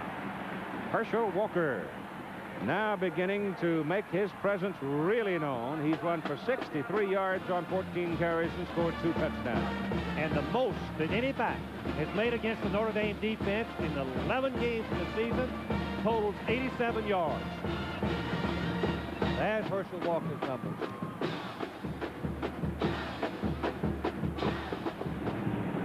First down, Georgia. Ball is on their own 33. They lead in the ball game 17-3. The play's up the middle. Big daylight. And Herschel Walker takes it to the Notre Dame 44. He picked up 23 yards on that blast up the middle. He's now got 86 yards. Watch what happens on the blocking up the middle. Walker explodes, and when I tell you he explodes, as you can watch Kremke get pushed inside, Zavotny cannot come back. Watch him go with that football, 220 pounds, 9.2 speed, and poor little Gibbons, the safety man, has got to try to get him down. He did get some help. 44-yard line. They go inside to Carney Norris in at tailback as Herschel comes out. Take a little breath after that explosion up the middle, and Carney is hit pretty much along. As a matter of fact, he lost a little bit. Back close to the 45. 7:05 to play in the first half. In visiting with the Georgia coaches, they commented on how the team really worships Herschel Walker. They believe in him, and they want him to break every record. He's just been a sensation.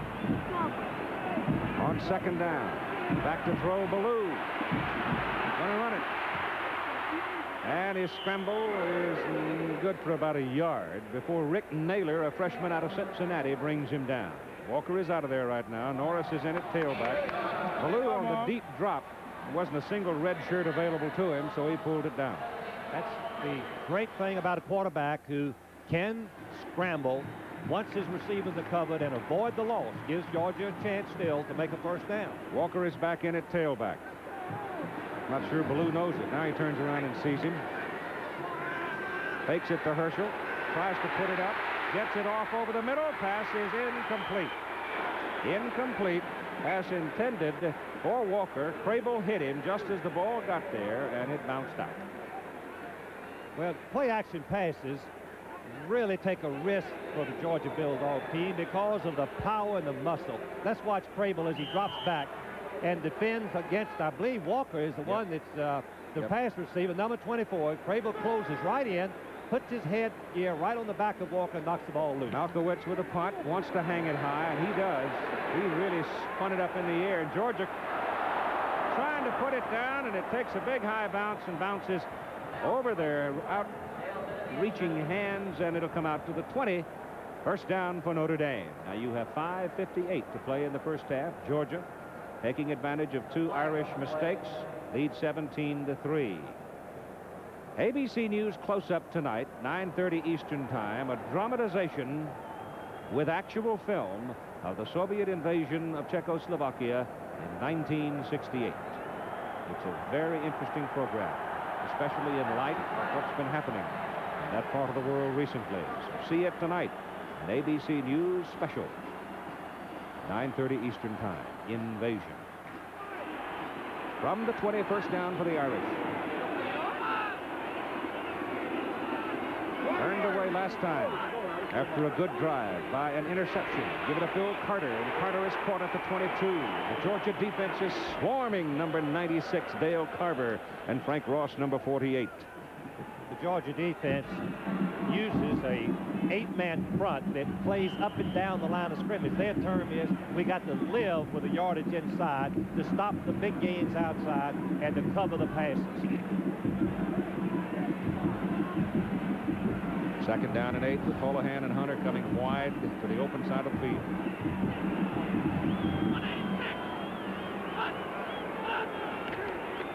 Corey gives it to the tailback. And Phil Carter is out to the 27. It'll be third down and about 3 as Eddie Weaver made the stop for Georgia. Eddie Weaver and Jimmy Payne, their other fine defensive football player, they're trying to line up and guess with Notre Dame and line up on the side that Notre Dame is likely to run. They guessed correct on the last play. Jimmy Payne's a 240-odd-pound sophomore, 6'4", still growing. They think he's going to be a great one. They definitely do. He's got the speed to really close and rush the passer. Third down, 3 for the Irish.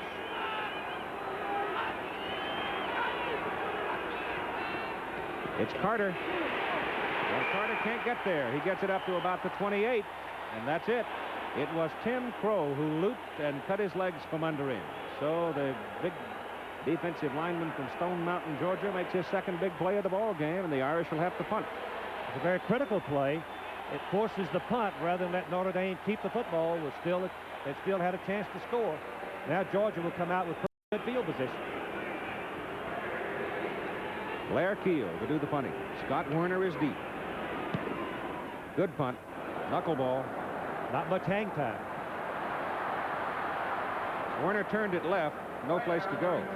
Had he come back to the right side, he might have had a little daylight. Good coverage by the Irish. 44-yard punt. The Harlem Globetrotters featured on ABC's Wide World of Sports. January 17, World Cup skiing from Kitzbühel. Then the 24th, World Cup gymnastics and World Cup ski jumping. As ABC's Wide World of Sports starts rolling in the month of January. The Globetrotters continue to gain fans every year. First down for Georgia from their own 29.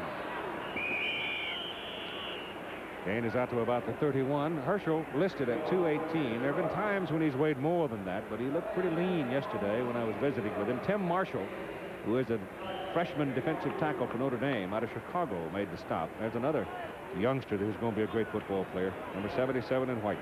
He has a tremendous explosive charge, Marshall does. He has 12 sacks this year. Herschel Walker has now run for 88 yards. That's more yards than any other back against Notre Dame, but then Herschel Walker is not hardly any other back, is he? There's a penalty flag thrown as Georgia runs it off the left side. Walker carrying. Oh, Mike Corey has got some ice on his right hand, his passing hand. Here's the penalty now from Trent Corey. It's motion. Offense. Quite sure Notre Dame will take this call because Walker picked up about 7. Jim Blakely, number 77, the left offensive guard, trying to pull out and get in front of Walker on the sweep. Jumped the gun just a moment. It's a motion. Offense. Second down. Ball is sitting back at the 26. And it's second down and 13. Lindsey Scott and Chuck Jones wide to the open side of the field. Both are flyers. Ballou rolls that way. Buck looks, loops it. It's intercepted. Was he inbound? No. It was caught out of bounds by John Krim. Notre Dame defensive secondary did not give Ballou much of a target. The rush, Ballou's throwing on the run, and you just not quite as accurately as a rule. You're going to see Ballou just throw the ball. Krim, number 19, is going to come right in front, but keep in mind that in college you have to have one foot come inbounds after he gets possession of the ball. Very clearly his left foot is out of bounds, and officials called it correctly. And it's third down and 13 now. Let's see if he decides to go deep here. Charles Jr., another speedster, is out there. Nope. Give the ball inside. And Walker thunders up across the 30 to the 32, close to the 33. They look like they'll mark him short of the 33. That'll bring up fourth down for Georgia. And Mark Malkowitz in to punt. Walker now with 95 yards on 17 carries. Third down and long. That end of this under circumstances, short time to go before the clock. Precautionary tactic. Don't throw it. Give it to Walker. Hope he can make some yardage. Malkowitz been pretty good on his hang time. Big rush for the Irish. Gets it away. Not much hang on this one. There's a little bit of room for it, but Johnny Krim taking no chances. Fair catches it at the 38. And we've got a penalty flag back upfield. It looks like we may have a roughing the kicker call against Notre Dame as Preble made contact. Keith, it really was a late late block by Crable. He lost his poise a little bit. Unsportsmanlike. Wait. Well, it's an unsportsmanlike call, not roughing the kicker. So Crable just got there too late. And on this, Notre Dame will get to keep the football. But it will be first down and 25 because it was a dead ball penalty. That's what it appeared to be.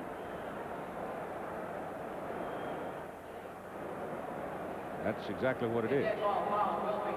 So the Georgia defense, which has been a big surprise in its ability to control the Irish, though the Irish made 2 mistakes that resulted in the 2 Georgia touchdowns. The thing that has been surprising to me, Frank... Unsportsmanlike. Wait. Right.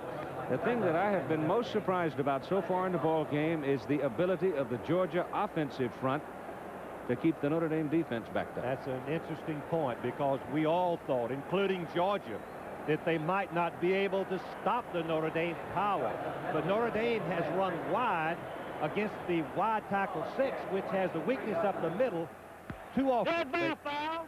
Unsportsmanlike. Right. Okay, Clint. The ball is at the 23. Blair Keel is back at quarterback now for the Irish. So far, they haven't found a quarterback that could stick it in the end zone. We saw Corey with ice on his hand a moment ago, his right hand. Keel is 4 out of 7 for 52 yards. He started. 2:40 to go in the first half out of the shotgun. Blair Keel. He hums one down the sidelines and throws it into the bench. Mastak was over there. Or is it Hunter? It's Hunter. Unfortunately for Notre Dame, Hunter was wide open. Keel just had too much on the ball. Hunter, the defensive back, Warner, was playing him very loose right before the half, very wisely to play him loose. And Hunter had a chance to make a big play, but Keel overthrew it. Eddie Weaver, 61, has come out of the ball game at middle guard now for Georgia. And that'll put Kevin Jackson, the 255-pound sophomore from Cartersville, in the ball game. 2nd down and 10 for the Irish. Jimmy Stone, tailback, caught behind the line of scrimmage. Number 91, Tim Crow, with his 3rd big play of the ball game. Let me go back to that penalty, Frank. It was a dead ball foul, unsportsmanlike conduct. It was a late hit after the whistle had blown the ball dead. Notre Dame had already accepted the football on the fair catch. Thus, the penalty was imposed with Notre Dame keeping possession of the ball and losing 15 yards. Is that right? That's what I said, I thought earlier, but yes, that's exactly right. Dead ball foul, 1st and 25 for Notre Dame. Now it is 3rd, and quick kick. Nope, give it a reverse to Phil Carter. Carter with a lot of room, and penalty flags it down. I think Phil left a little too soon. We'll see. I don't know if it was Phil or not. He might have taken a step forward and then come back, or it might have been inside, but we'll see. Linesman threw the flag. Russian offense. Well, that's another penalty that's been hurting Notre Dame all through the football game. That just wiped out a 21-yard run right there by Phil Carter. You've got 1:52 to play in the first half, and Georgia leading 17-3. The situation would be 4th down and maybe 4 or 5 yards, and I don't believe Notre Dame could take, Georgia could take the chance, and that they might kick the ball. They should go ahead and take the penalty. Notre Dame has been flagged 5 times for 35 yards. Georgia 3 times for 21.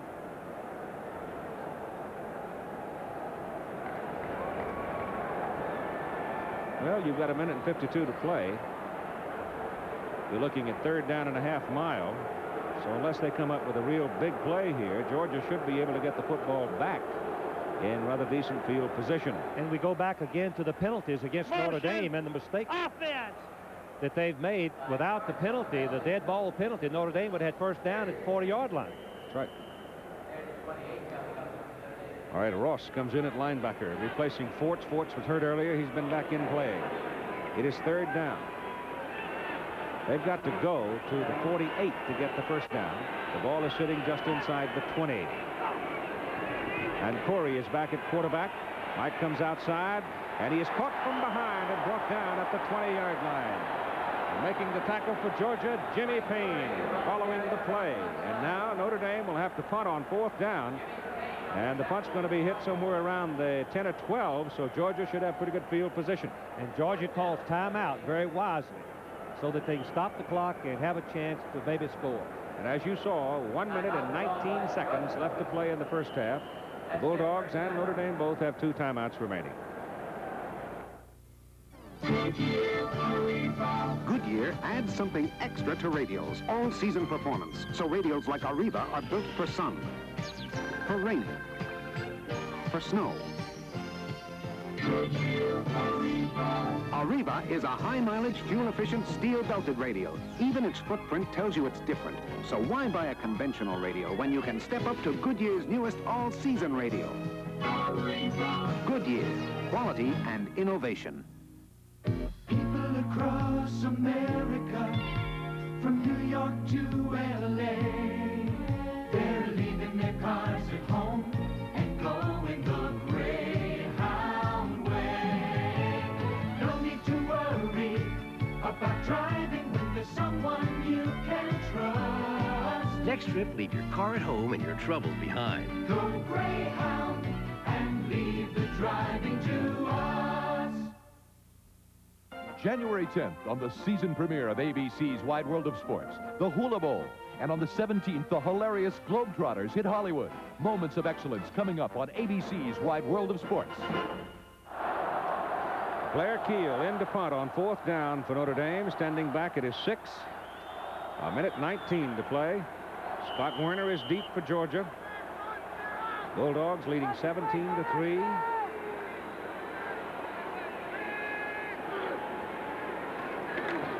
No pressure on Keel. His kick is away. It's a good one for Werner. He's going to take it at the 40.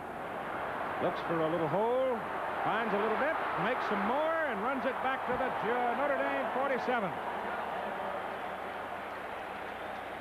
Mike Bushka brought him down. But that was a heck of a piece of work by big Scott Werner. Halftime, we'll talk to both coaches, have both bands for you, and highlights of the first half. Werner loves to handle that ball on punts. He's good at it. He knows he's good at it, and he wants that football. From the Irish 47, first down Georgia, 1:06 to play, and Walker goes in motion. And Ballou running out of time, trying to get away. He is caught and brought down by Gramke. And Buck was within a half a step of picking up about 20 yards that time. But I'll tell you, play-action passes just do not work against a football team as big, as strong, and talented as the Irish defense. That is a good point, because on play-action pass, the quarterback has his back to the line of scrimmage. He's not looking for the blitz. And should it happen, he cannot get away from it. He doesn't know what to do. And Ballou has not completed a pass so far in this half. He is 0 for 4, and that time was chased out. So in several instances, he's been trying to pass and just simply hasn't been able to. Notre Dame's front 4 are so big and powerful that they can put a rush on the average football team, particularly on a play-action pass where the linemen fire out and try to make their pass protection block look like they run. Notre Dame doesn't buy that. They just keep coming. 55 seconds to play in the first half. Georgia has 1 timeout remaining. But the Bulldogs are sitting on a 14-point lead. How do you do?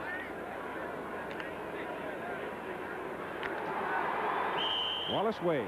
Nobody ever wins a football game. Somebody loses it. We're seeing that today.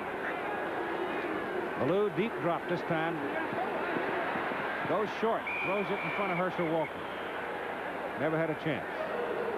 Stuck it in the ground right in front of him. Again, the Notre Dame linebackers were looking Buck right in the eyes of Vagnon. Mark was there, and so was Bobby Crable. Notre Dame coaches confided in me yesterday by saying that they were going to try to intimidate Ballou with a big rush early in the ball game, and they've been successful with the rush. But Notre Dame's mistakes have cost them dearly. The ball is at the Georgia 49. It's 3rd down and about 15 with 50 seconds to go in the first half.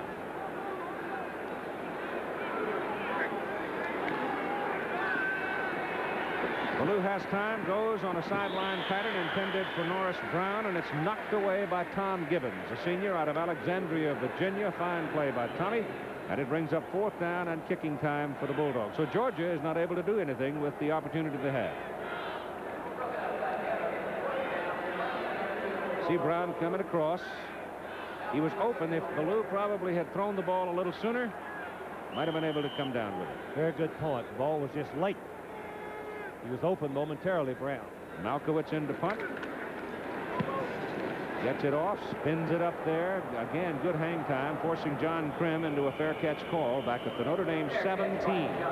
So with 38 seconds to play in the first half, go back to the point we made earlier. The big play man for Notre Dame is Hunter, Tony Hunter, 6'5" wide receiver who can fly. And Blair Keel, the youngster with the strong right arm, is in at quarterback. Tony Hunter missed part of the season with an ankle sprain, but he's well now. Notre Dame very desperately needs to find a way to get the ball to him. He never saw the ball in the Southern California game. Didn't make a catch. Didn't catch one pass the entire game. Shotgun. Keel gets it off. Pass is complete to the tailback. But there isn't a whole lot there as Carter is brought down up at the 18. And the clock running at 25 seconds.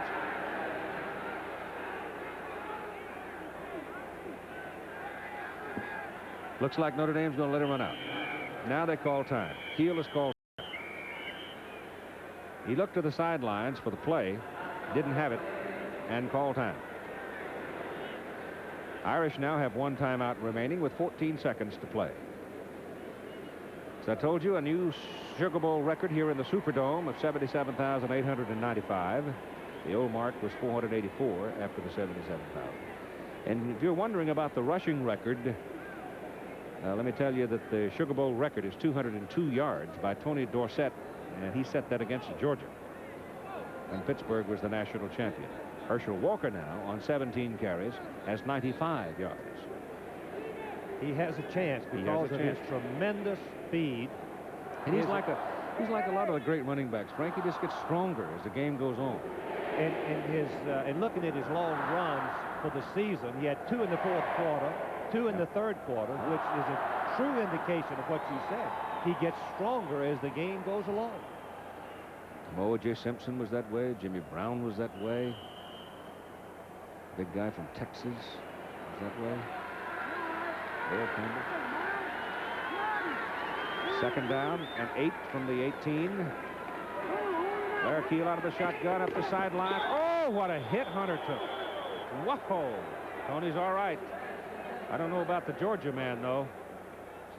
Looks like the Georgia man is down. Now watch the play from ground level and watch this lick. You're going to see how receivers get into an exposed position. They're vulnerable to the pass as Dale Williams, number 9, just cuts his feet out from under him. You wonder why he's not hurt, injured. Hunter, that is, but he was loose and up in the air, and he just took the blow. And Williams is the one that was knocked out. But he's all right now.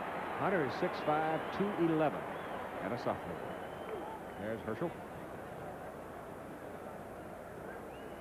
Incredible amount of pressure has been imposed on this young man in his freshman year, but he's handled it pretty well. He stayed within the ranks of his teammates.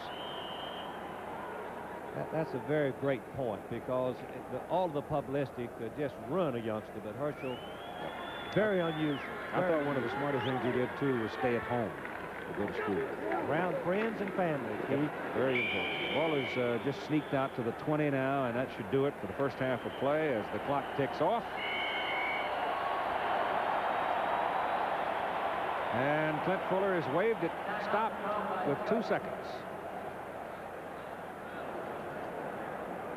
So Notre Dame apparently spent its last time out there, or did they? Yes, they did. Trainers and the water bucket has come onto the field. And so inside that big structure, the Superdome, no, it's Georgia.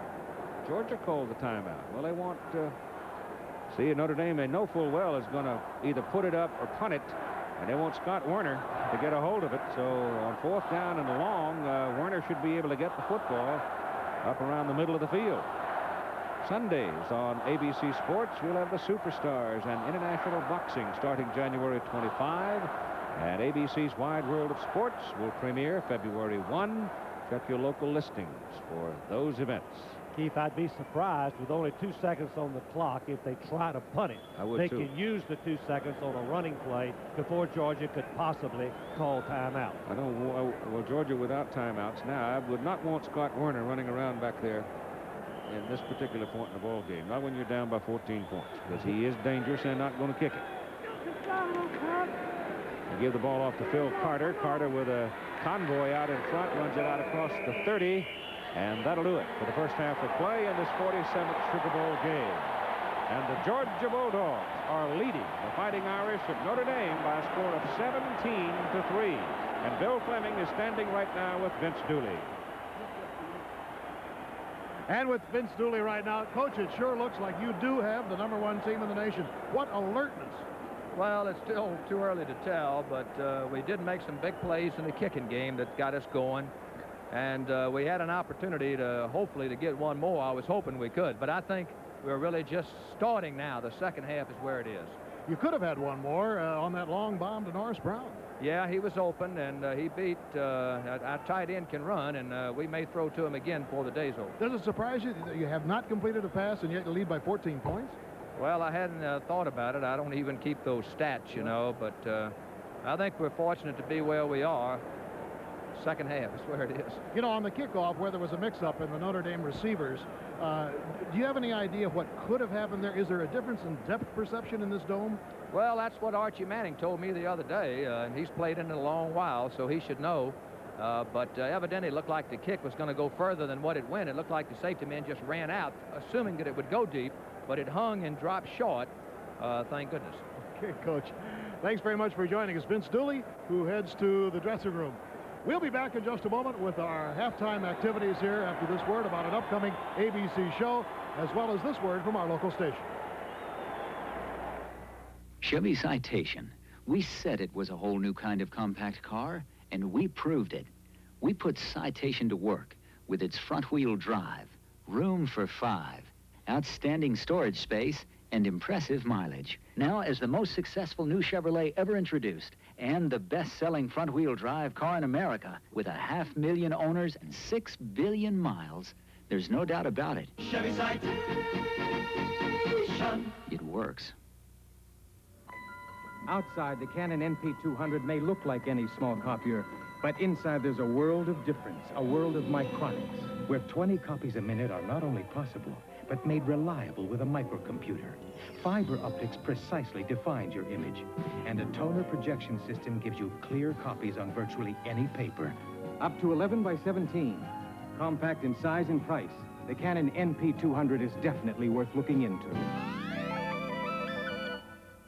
Saturday, Dave's running the car lot with the wildest bunch of salesmen in town on Breaking Away. You have just 24 hours to save. Tomorrow and Saturday only at Ward's in-store warehouse sale. For just 24 hours, you can save up to 50% on clothing for all the family. From 8 a.m. to 9 p.m., you'll save up to 50% on TVs and appliances. For just 2 days at Ward's. 2-hour specials with savings up to 50%. Visit Ward's tomorrow and Saturday and save up to 50% on furniture. If it's at Ward's, it's on sale. 8 a.m. to 9 p.m. 2 days only. The System from NBD. It offers interest on checking, plus much, much more. The System's also one complete program. Savings, checking, time investment plan, the works. The System shows all my banking activities on this great new statement. Even my time investment maturity dates. The System can be tailored to my needs, mine, so I can get the highest bank interest rates possible. The System from National Bank of Detroit. Have a happy holiday.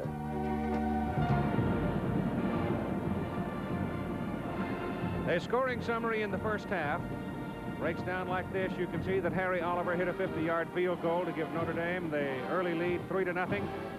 Then Rex Robinson responded with a 46-yarder to make it 3-3. And then all kinds of weird things started happening, with Walker diving over the top for the touchdown and give Georgia a 10-3 lead.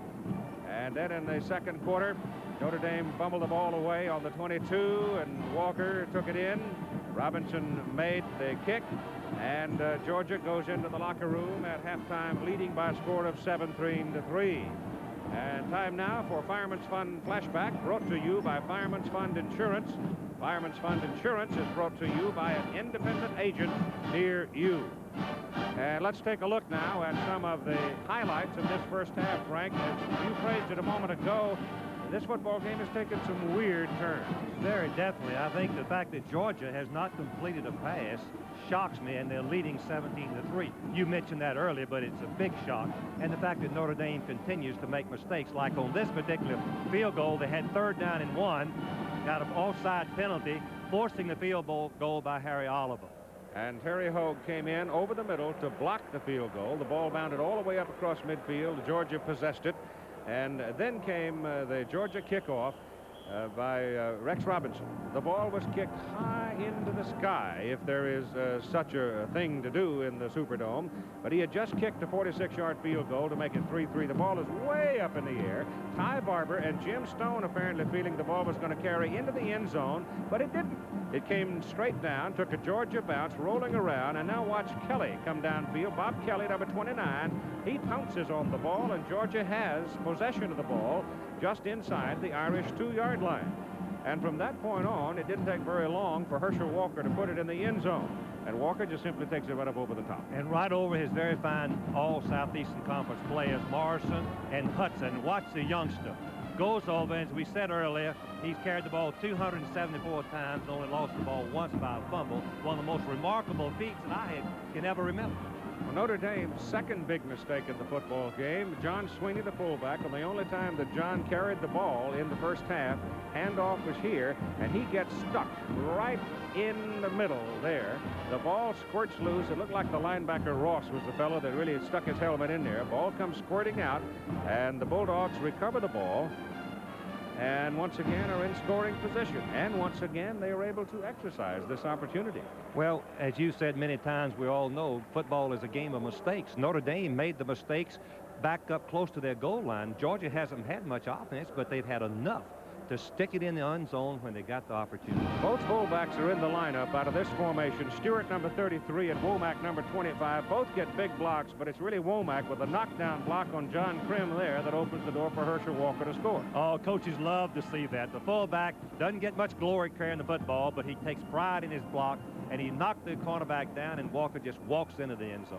Now, Tony Hunter, as we've noted, is the big play man in the Notre Dame offense. He never saw the football against Southern California. The Irish lost. He has not made a catch today. One of the reasons is Scott Werner. Well, here Werner is working against 6'5" Pete Holohan. Holohan going for the loop from Corey goes high at 6'5", but Werner at 6 feet out-jumps him, intercepts the ball, and the Irish returned away, really in their only sustained march. Well, and also they had a penalty there. They pushed them back and a loss on one of the plays, but Werner, who made this great interception, is really a competitor. He's All-American and had a great year. We might also make this note that Georgia could have had a third touchdown. Norris Brown was wide open and on his way and just simply did not make the catch of a perfectly thrown ball. So we're at 17-3 at halftime. Now here is Bill Fleming and the Fighting Irish Notre Dame Marching Band. And it is America's first university band in a presentation of some of the greatest gospel hymns ever written.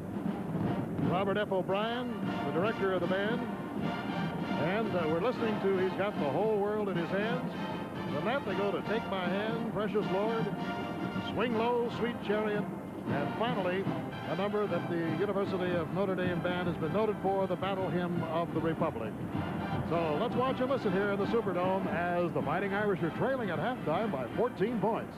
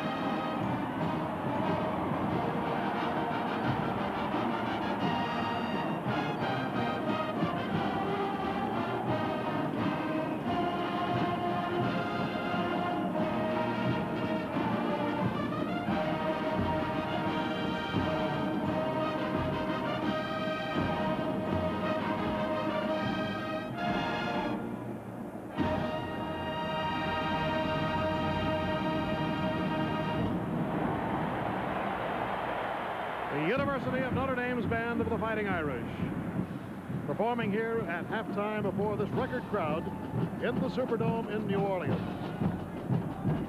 Fighting Irish jumping off to a 3-0 lead, but then 17 unanswered points have been put up by Georgia. And we'll be back with more of our halftime activities, including the University of Georgia Redcoat Marching Band, right after this. You know, for business insurance, Fireman's Fund fits most everyone, large or small. For example, it helps insure a business as global as Alice Chalmers, or as local as Gershevsky Tractor, as big as the Chicago Tribune, or the Cape Cod Chronicle, even the Boston Symphony. So for your business insurance, ask your independent agent about Fireman's Fund.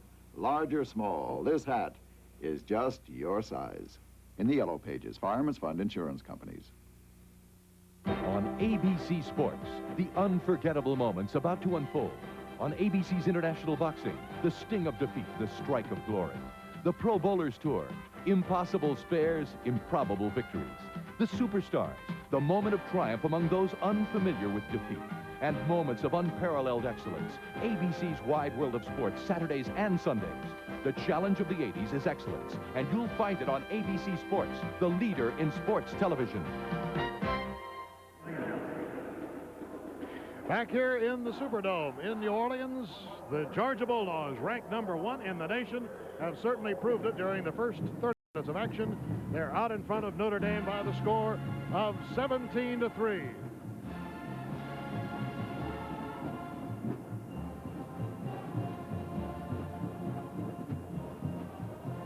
The 47th Annual Sugar Bowl, Notre Dame against Georgia, is being brought to you by Chevrolet and your Chevy dealer with Chevette, Monza, Citation, and the new Monte Carlo. Chevy's up ahead for 1981. And as you can see, it's a beautiful day in New Orleans from the outside, from the Goodyear blimp. This magnificent city that celebrated the revelry of a new year last night. And now we move inside the Superdome with a comfortable 70 degrees, and we have the University of Georgia Redcoat Marching Band on the field right now under the direction of Gary Teskey. And as they go through formations on the field, you'll recognize the music from Goldfinger.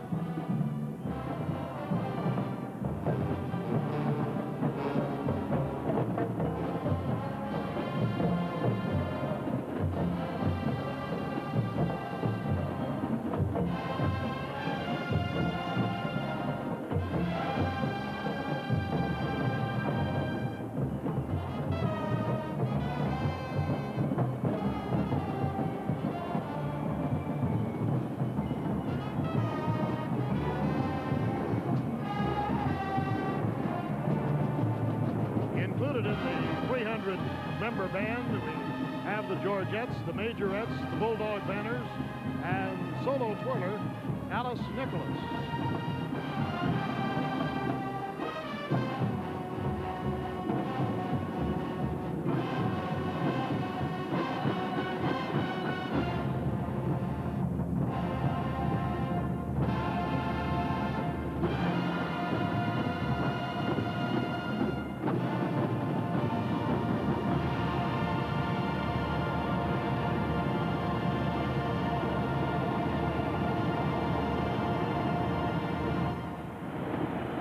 In case you joined us a little bit late, let me remind you that President Carter, Mrs. Carter are here today watching this game and undoubtedly are pleased with what has happened so far, being a native Georgian, as the Georgia Bulldogs are leading 17-3. And the plan is that the president will visit the dressing rooms following the game today.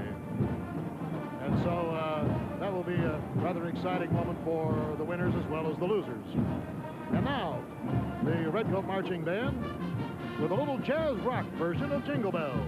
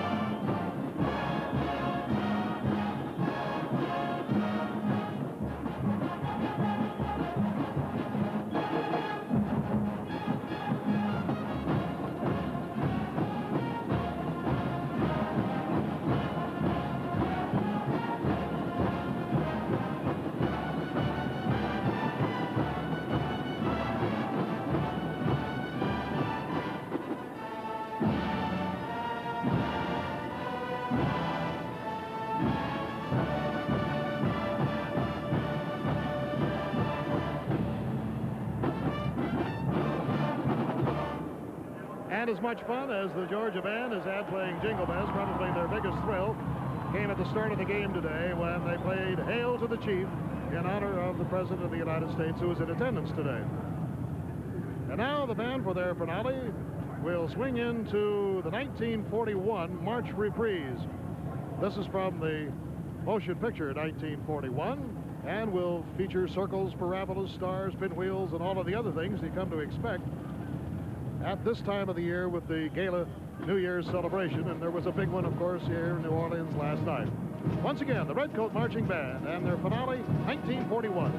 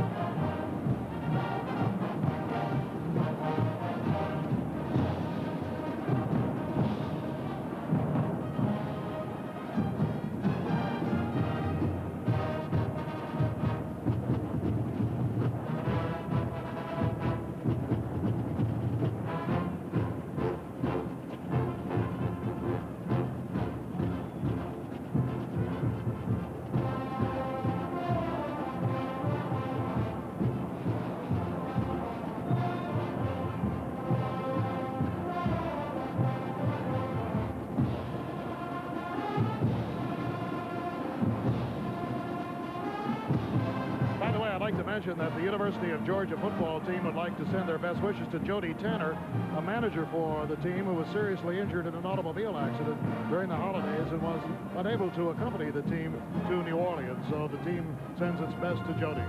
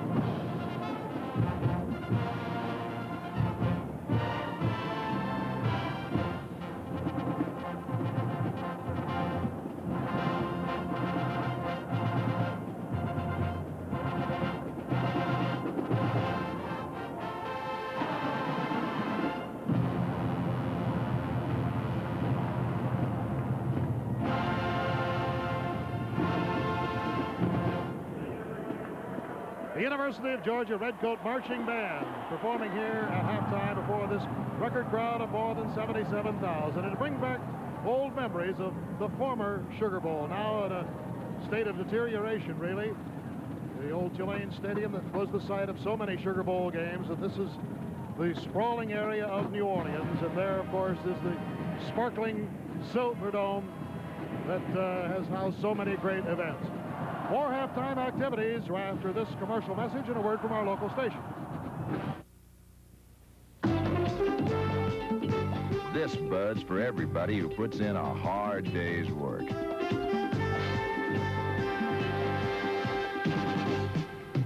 This Bud's for you, for all you do.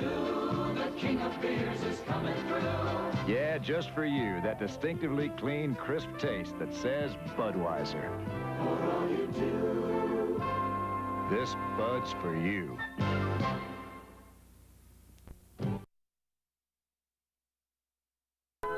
Today's cars, with newly designed engines, are built for performance and better mileage. And to help keep the new cars and all cars running the way they should, here's Amoco's lead-free choice. Quality Amoco lead-free in the blue pump and Amoco premium lead-free in the gold pump for engines that need high-octane performance. And they're both seasonally blended for better starting and smoother warm-ups in winter. You expect more from a leader. Good luck, Wolverines. Notre Dame, 3. And the first half numbers break down this way. Look at the bottom, the one that jumps out, turnovers, 2 for Notre Dame, none for Georgia. Georgia had to move a total of 24 yards for 2 touchdowns as they recovered 1 fumble on Notre Dame's 2 and the other on the 22. That is the difference in the ball game. Right now, here is Bill Fleming with Coach Dan Devine. Coach, the mistakes really did hurt. I don't know what happened on that kickoff, whether they lost it in the lights or whether it was just a mistaken signal on which guy was going to catch it. Well, actually, they didn't hear, and that's just something that you work on, Bill. We have 2 veteran kids back there. I can't fault them that much. Some we didn't want to happen, but it did. We just got to overcome it now. Now, Corey had his hand on ice. Is there anything wrong with it? Yes, he has a broken bone in his hand. He entered it going in for that drive, and we didn't know it, but we're not going to see him tonight. No, he can't play, Bill. He'll be on the sideline, but we're determined. We have to cut out our mistakes. We've let them go too short a distance, and when we made an offensive mistake, we haven't stormed out and stopped them. So we've got to set the tempo here early in the second half. This is a great Georgia team. I can see why they're 11-0, but we aren't beat yet. Now, with the absence of Corey and you can't use him, is there anything offensively you might do differently in the second half? No, actually, our game plan, Bill, is perfect. We're just keep penalties. 3 penalties have killed first downs.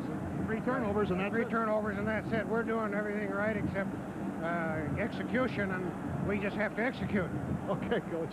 Back upstairs to you, Keith. We're ready to play football. All right, Bill, I might point out, going into the second half of play, that Notre Dame has now gone 6 quarters without scoring a touchdown. They will kick off to the Georgia Bulldogs now. And deep for Georgia, Scott Werner and Chuck Jones. Werner 19, Jones number 1. And it is a short kick, and Jones comes up to take it all the way out on the 13, and he gets up to the 23, and he goes down in a heap. With Tony Belden leading. Georgia's offensive backs and receivers are reflected there. At least we anticipate that's the way they'll come out and line up for the start of the second half. And the offensive front, which has been outstanding, really outstanding. Harper, Blakewood, Happy, Morrison, Hudson, and Brown, with Radloff alternating the center with Joe Happy. So it is Georgia's football. Let's say the 24, first down, and they lead 17-3 as we start the second half. Jones goes in motion. They give it off to Womack, the fullback, on his first carry of the ball game, and Jimmy, whose birthday is today, pops it up to the 26. John Hankard is a defensive end, played well. Joe Gramke has been pretty quiet in the middle of the Irish melee down there. Pat Kramer had 1 big play. Scott Zedek, defensive end. Linebackers are Mark Savagnan. Bob Crable has dropped off a lot in short zone coverage and pass defense so far. Joe Rudzinski had a big play in the first half. Second down and 8 from the 26 for Georgia, and Amp Arnold is in, and in motion. Herschel Walker has the ball, and Herschel Walker runs over people, pushes his way out to about the 34. The Irish secondary, Stacy Toran, is a freshman playing at cornerback. John Krim is the man usually deep on the punts. Dave Dewerson had 1 blitz and 1 big play. Tom Gibbons knocked down a couple of passes. Walker now has gone over 100 yards, 18 carries and 103 yards for Herschel Walker, and the chains are out to see whether or not he reached first down area as he got close to the 24. Stretch it out. It's a first down for the Bulldogs. So again, to set you up on the story of Herschel Walker, he gained 1,616 yards in his freshman year. That's what he's done there today so far. The Sugar Bowl record for yardage gained on the ground, 202 yards by Tony Dorsett. Bulldogs operating first down from their own 34. Buck Bellew has not completed a pass so far in the ball game. Go back to Walker. Walker getting pursuit, but gets outside the pursuit. He's turned upside down by number 27, Tom Gibbons, and that's really the best way for a 181-pounder to try to tackle Herschel Walker. Go at his feet. If you go up at his hips or his thigh, he will run over you, as he's already demonstrated many, many times in this ball game. Give him a yard, second down and 9.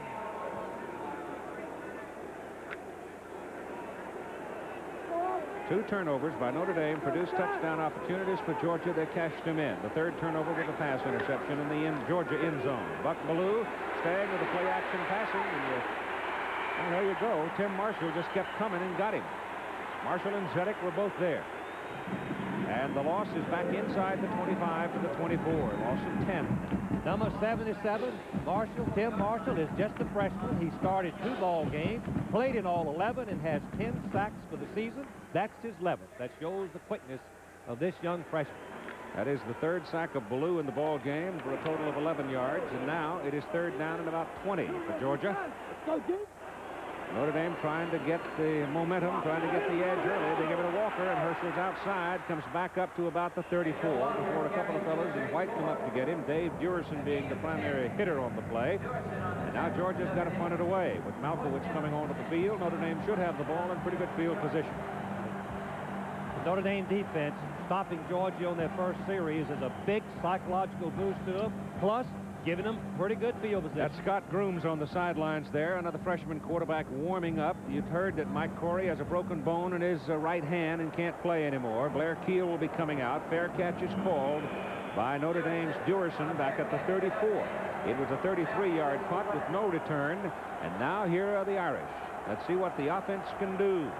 They have the greater numbers in the offense, but they don't have anything on the scoreboard save the 50-yard field goal by Harry Oliver. And it's Keel, Carter, Sweeney, Holohan, and Hunter. Shiner, Huffman, Scully, Thayer, plus Derrick and Maztak, the big guys up front. Holohan to the left, Hunter to the right. Hunter has not seen the ball yet today. Holohan had the ball taken away from him. And here's Keel's loop to the sidelines, and is thrown much too high and into the crowd.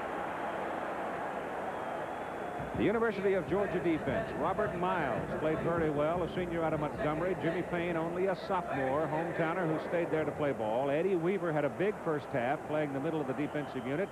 Tim Crow had 3 big plays in the first half, and Pat McShay had a quarterback sack.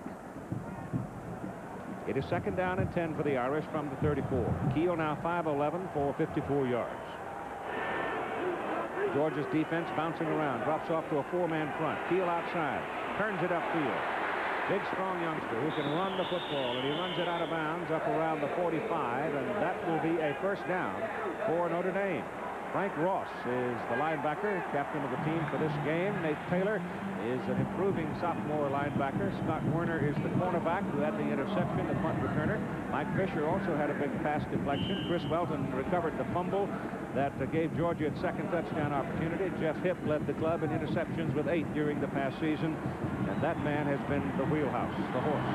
And he's lived up to his billing all year long in every ball game, accepted the pressure, and has demonstrating conclusively that he's a great player. From the 46 is where they put it, and Keel on a roll, pulls it down, runs it upfield, and number 47 got him to the leg. Or no, it's 87, Payne. And he goes down at about the 49. So give him 3, 2nd down and 7. And you can see the stark shadows in the bright sunshine. It's bathing the city of New Orleans. I imagine it's pretty quiet down in the quarter right now, but it wasn't last night.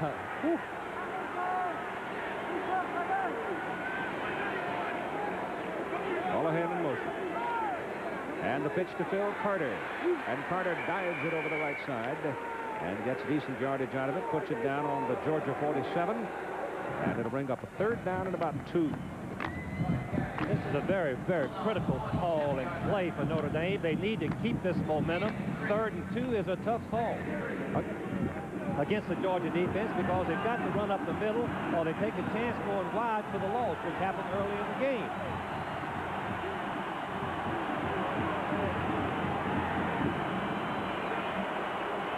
Carter didn't get there. Gang tackle, Payne, 87, the first contact. The defensive lineman, and then Crow, 91, really put him down. Just an excellent play by the Georgia defense. They did what we talked about earlier. They penetrated, broke the seam, and stopped Carter before he could get started.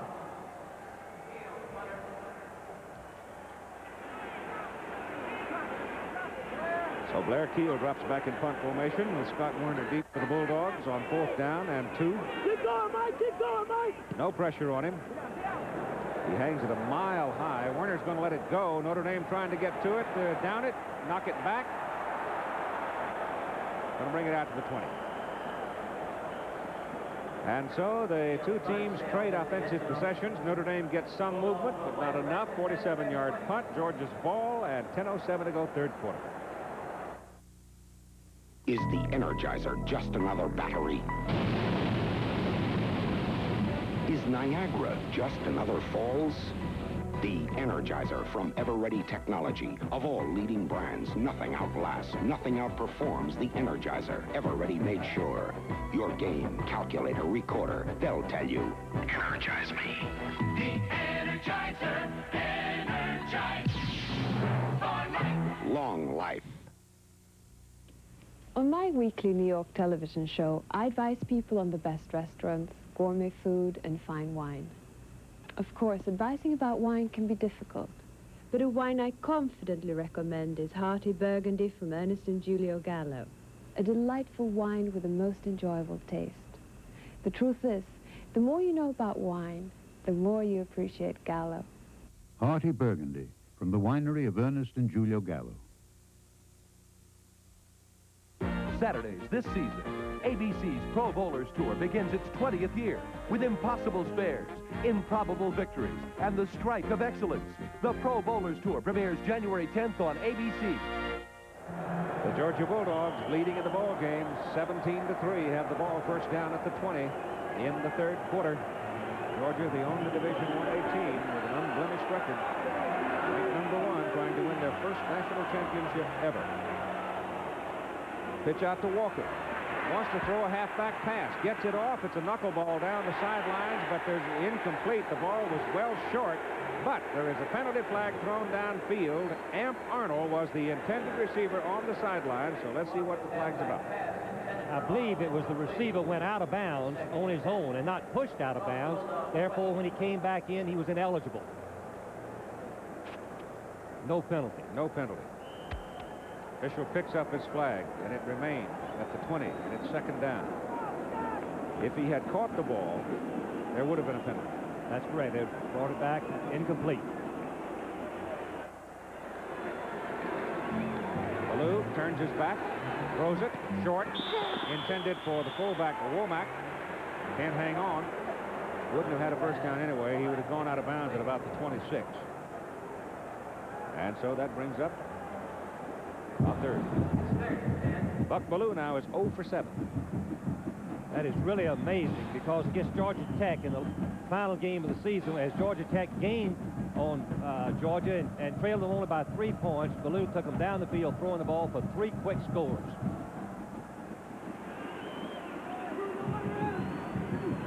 Third down and 10. Walker, left side. Got a little daylight, but Preble is over there finally to ride him out of bounds up around the 25-26. And the Bulldogs will have to punt it away. And once again, Notre Dame's going to get the ball in good field position. Walker now, 21 carries for 119 yards. Keith, you mentioned that Notre Dame hadn't scored a touchdown the last 6 quarters.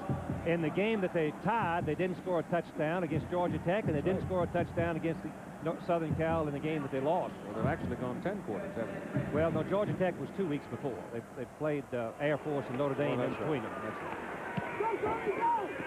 It's a high-hanging kick, but it's not very long. Fair catch is called by Durison at the 39. And so here comes Notre Dame again with good field position, a 36-yard punt. Coming up on January 10, we've got the Hula Bowl in Honolulu for you, and some of the players on the West squad include the big guy Mike Riley, Washington, playing in the Rose Bowl today. You'll see Ronnie Lott.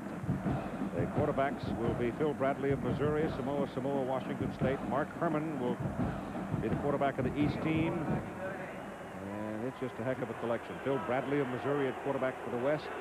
We'll have a lot of fun. January 10, join us for the Hula Bowl. And Blair Peel under pressure gets around the corner. McShay finally turns him toward the sidelines, and Welton comes up and knocks him out.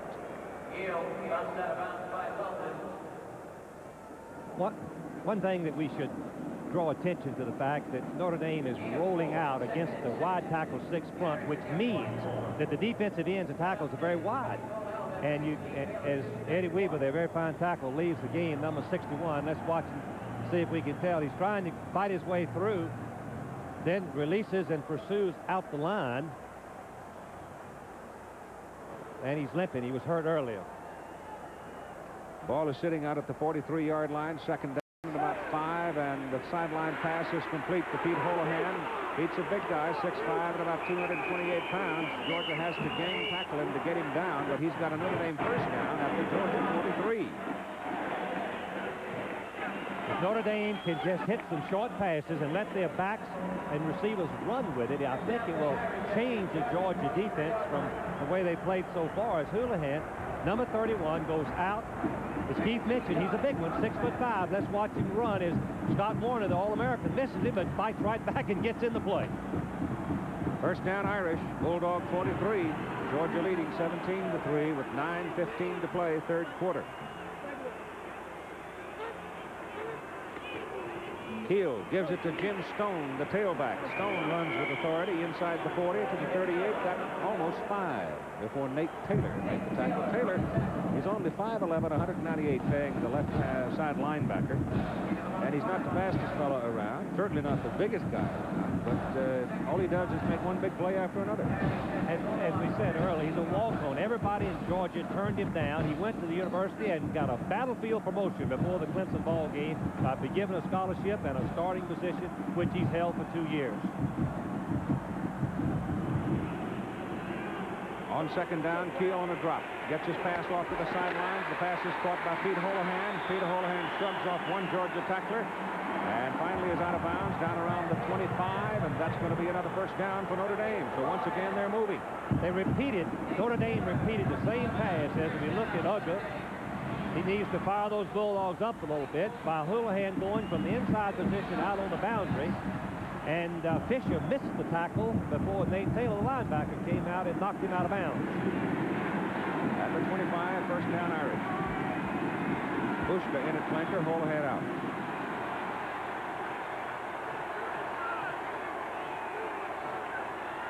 Sometimes hard to hear in this zone. Georgia had an 8-man front that time. The quick pass to the sidelines. Hunter steps out of bounds at the 20.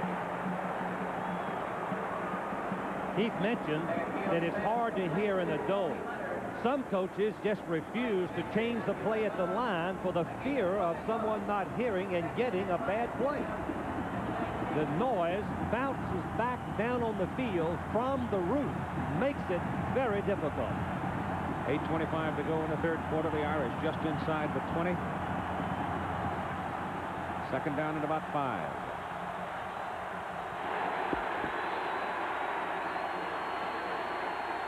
Fullback Sweeney goes in motion. Hits the ball to the tailback, Carter. Carter ducking in behind the fullback's block. Drives down to the 15. He may have a first down, depending on the mark they give him. They mark him right on the 15. That should be enough. I know everybody hates, Notre Dame hates to see Mike Curry get hurt and won't play anymore, as Dan Devine revealed to us. But one thing it does, it gives the football team an idea, hey, Keel's our quarterback. He's got to do it. Let's do it for him. Could bring them together and make them a better football team. They don't give him the first down. Just inches short. Third down. Keel keeps it, dives to the 13, and Notre Dame now controlling the football, moving it along, using the short pass and occasional tailback burst. Optional ability by the quarterback. They've marched it down inside the 14 to a first down. Very, very impressive drive. Keel making the key plays, 2 good passes, 3 actually completions, plus his scrambling ability.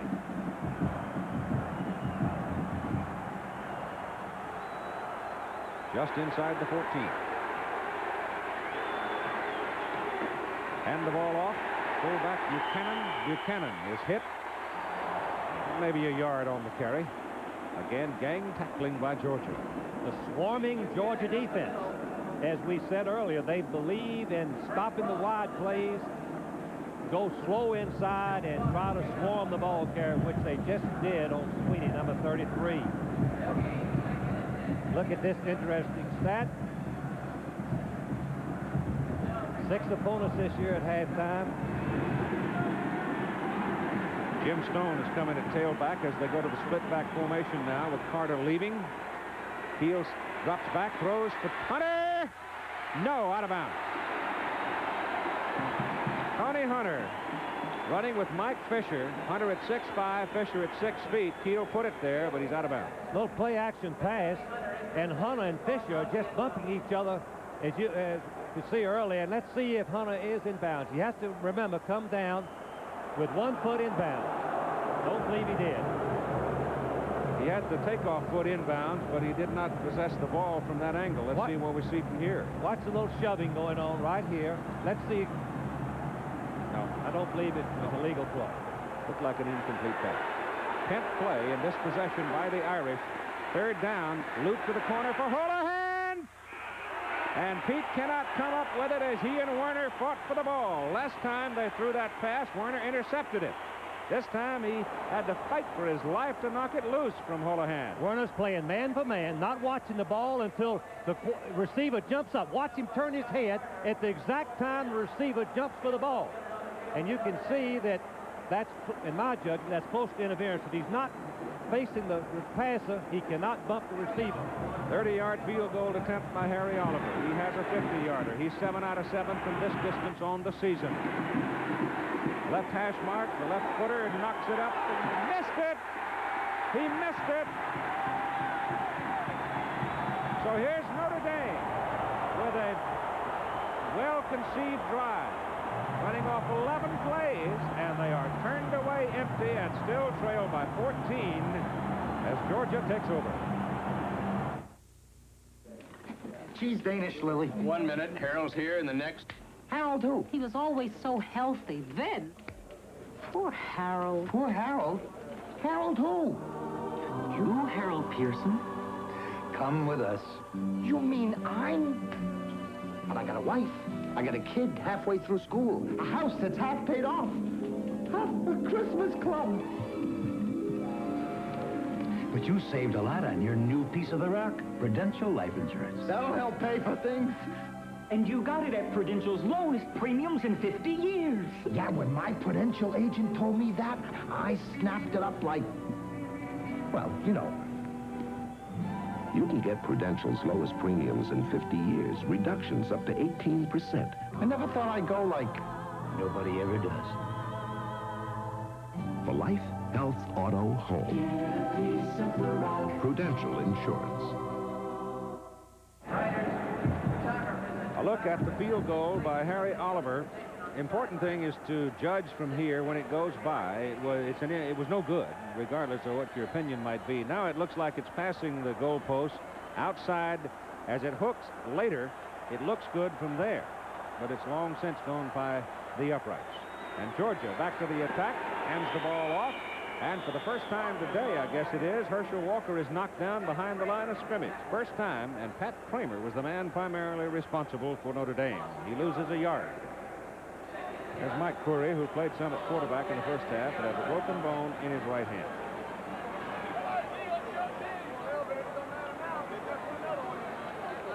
He's so pumped up, he feels nothing right now, I'm sure, except he can't grip the ball. 2nd down, 11. Ballou on a roll to the left. Gets his pass off to the sidelines. It's overthrown, intended for Chuck Jones. Jones had no chance to get to the ball. Number 70, Scott Seddick, has had a great senior year. Let's watch him, how he plays. The blocker, number 75, he just pushes him back and then goes right on in and puts the pressure on Ballou after he threw the ball. And finally just throws him to the ground. All right, it's on the 19, 3rd down, 11.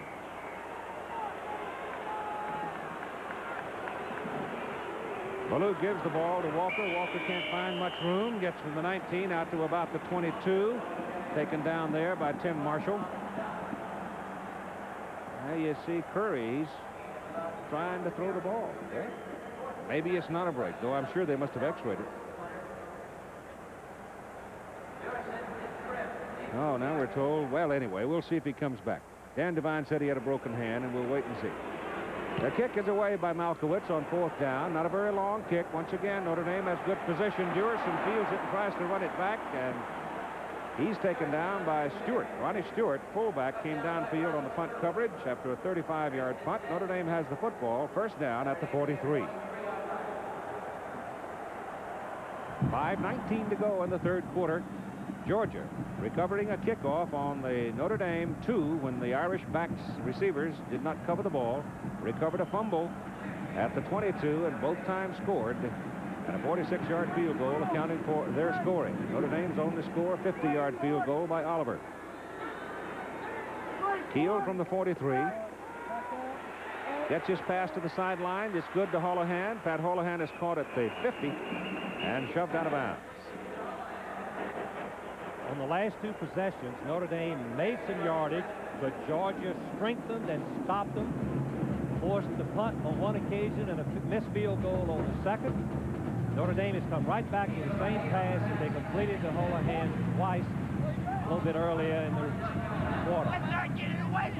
There's Buck Ballou, who's had a great year. He's a leader they all look to.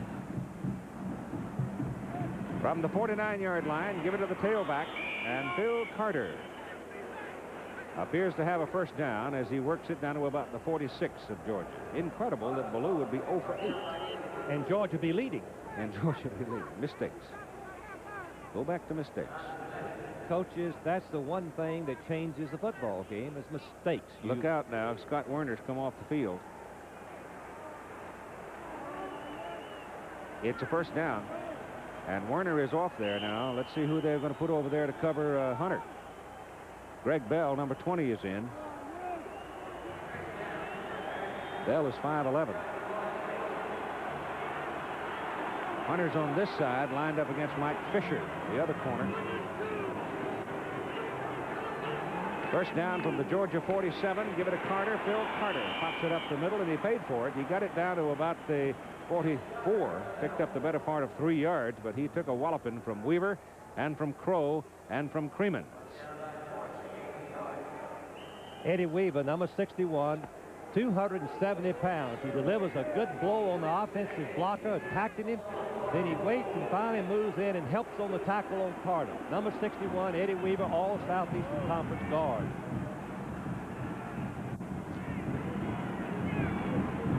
Blair Keel back to throw it, throws it short to the fullback Buchanan. Buchanan is caught by Welton and shoved out of bounds at the just inside the 40. That is just short of the first down. See the time running in the third quarter. Georgia's been giving up some real estate to the Irish offense, but each time they have turned them back without letting them score. That's the Georgia strategy. They've used this same defense under Eric Russell for 17 years, and very successfully, I might add. Keel now with 99 yards on 10 completions and 19 tries. On 3rd and 2, Keel almost falls down. Weaver's after him, gets his pass off, and Holohan makes a sensational catch.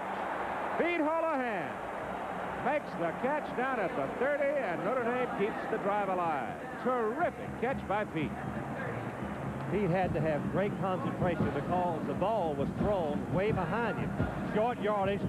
Notre Dame decided to go for a running action pass, and Holohan is going to see the ball being thrown behind him. He turns and leaps back, concentrates, pulls it in for the completion. First down Irish, Georgia 30. Holohan's caught 4 for 44. Give it to Carter. Phil Carter on a sweep, finds a hole. And the sophomore busts his way down inside the 20 to the 19. Buchanan, the fullback, led him through the right side. What we should mention again, this is the third possession this quarter for Notre Dame. This is the third good drive that they have put forth. They came away empty on the other two. Let's see what happens with first down on the 19. And you begin to wonder is whether or not the Georgia defense might be getting a little tired. And after a long time in the third quarter. First down at the Georgia 19. It's the tailback Carter. Carter actually fell over his own man. He fell over Sweeney, the fullback. Here's Bill Fleming. Keith, I just talked to Mike Corey. I asked him about the hand. He said, well, it hurts a little bit, but I think I could play. I said, was it broken? He said, yeah, I'm afraid so. The x-rays show that we do have a fracture here. So I don't think we'll see him again. Okay, Bill, thank you very much. It clears that up. Scott Werner is back in the ball game at left halfback for Georgia. And he goes up against Tony Hunter. Man for man. Man for man, that's right. He's right facing. Heel back, looking for Hunter, goes to him, and Hunter's got it, and Hunter's loose, and Hunter's inside the 5. First and goal to go, Notre Dame, and that time Hunter put a little move inside, went outside, the pass was perfect, and this time Tony won it. Watch this play, just the perfect execution. You see Warner playing him man for man, meaning he's ignoring the pass, he watches it, and as soon as Hunter makes the break, he makes the break with him, but the ball is perfectly thrown. Good catch, but watch Hunter. You can see what a great athlete he is. He nearly scores with the football. First and goal to go at the 2. Carter. Oh, not much there. Look like there are 11 red shirts waiting for it. And I might add, the Georgia band has picked up their noise right now, which is not going to be any help to Notre Dame hearing the snap count.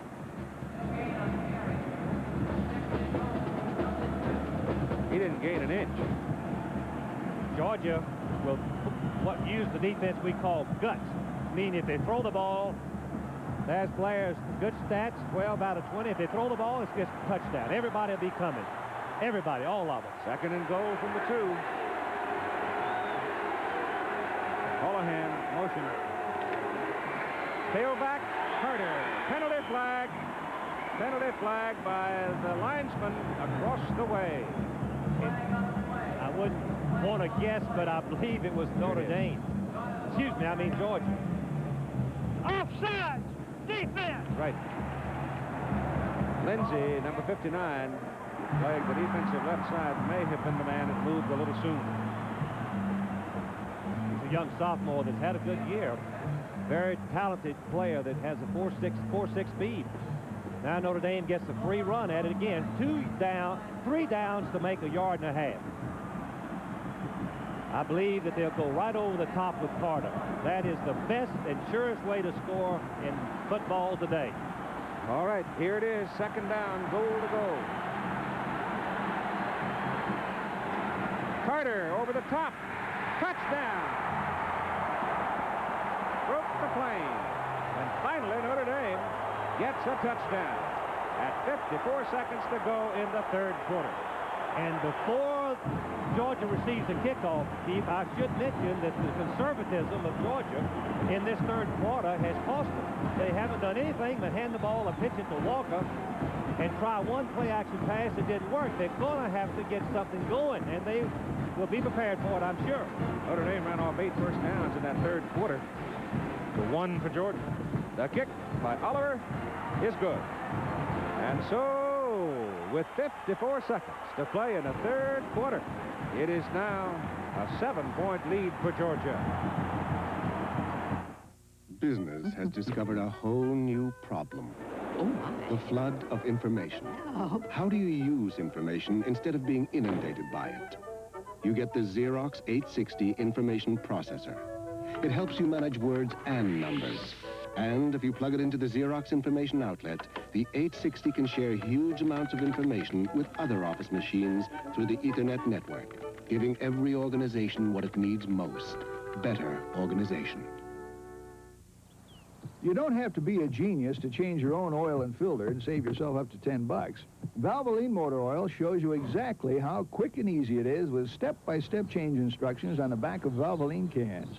It's really quite simple. Once you get the hang of it, just see for yourself, then do for yourself. No wonder more and more drivers are changing their own oil and filters and changing to Valvoline. It's a smart way to save up to 10 bananas without a lot of monkeying around. Right, Val?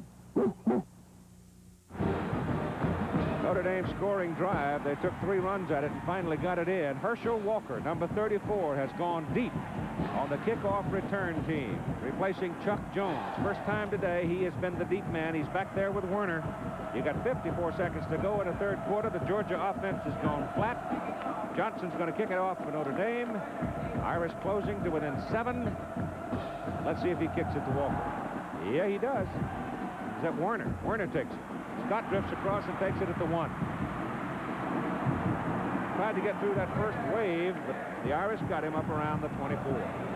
John Mosley brought him down. Notre Dame in that 3rd quarter, as time is about to run off here, had the ball 9 minutes and 38 seconds, Georgia 4:28. Georgia's going to have it a little more because of the time remaining. Georgia just went into a shell with their offense. They was backed up deep, and they thought their defense could hold Notre Dame. Yeah, but Notre Dame's big and strong, and they'll wear out your defense if you let them keep beating them. That's a valid point. The bigger the players are, usually the better they play in the fourth quarter.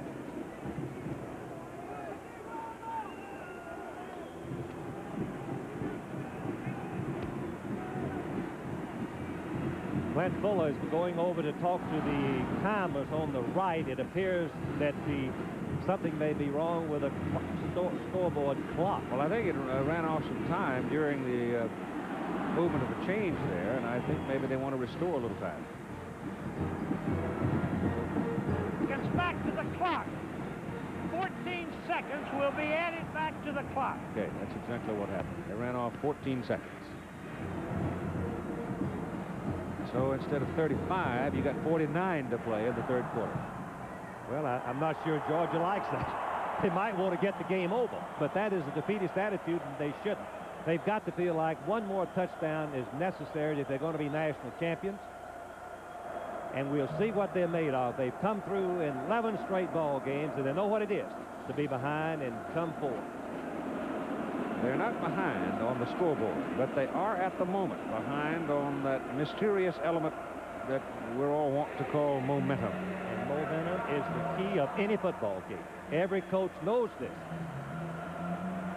Georgia needs a big play, Keith, and something to happen to Walker to pop for a 20 or 30 yard or complete a pass that will get them out of the hole where they've been in this entire third quarter.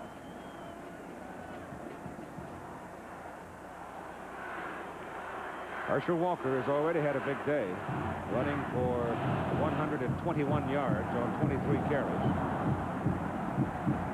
He's just a sensational football player that far exceeds anything we ever thought a freshman could accomplish. All right, first down from the 24 for Georgia. Lou looks over the Irish defense, a four-man front. It's a 4-4 setup. They give it to Walker. Walker gets one good block. Now there are two Irishmen after him, and they've got him as he gets back to about the line of scrimmage. It was Hankard and Krim waiting for him, and they got him. And the reason that they were able to make the play, Dave Durson pulled the string on the fullback by coming in and forcing Walker to give ground, giving Hankard and his teammate time to get outside and make the play. The Notre Dame defense, as much as anything, been able to pin Georgia up. You can take that tack, or you can say the Georgia offense went conservative. One of the cover. Here's Walker dancing around trying to find a little daylight in the middle. It was Bob Crable who penetrated on it, made Walker change directions, forced him back into the crowd, and they got him at the 27. Bob Crable, number 43, a consensus All-American, a very spirited player. His job is to read the play, probably collision the blocker if there's one there, and make the play on Walker. And all he did really was trip him up. Walker made just enough cut to make him miss him with his headgear. It is third down and 7. Ballou looking for somebody to throw to. Doesn't have any time to throw. He's going to be sacked by John Hankard. It is the 4th sack by the Notre Dame defense, and Ballou is buried all the way back at the 7. The third quarter is done.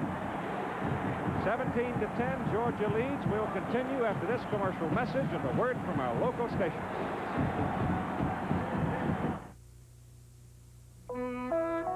When it comes to heating your home, natural gas looks even better every year.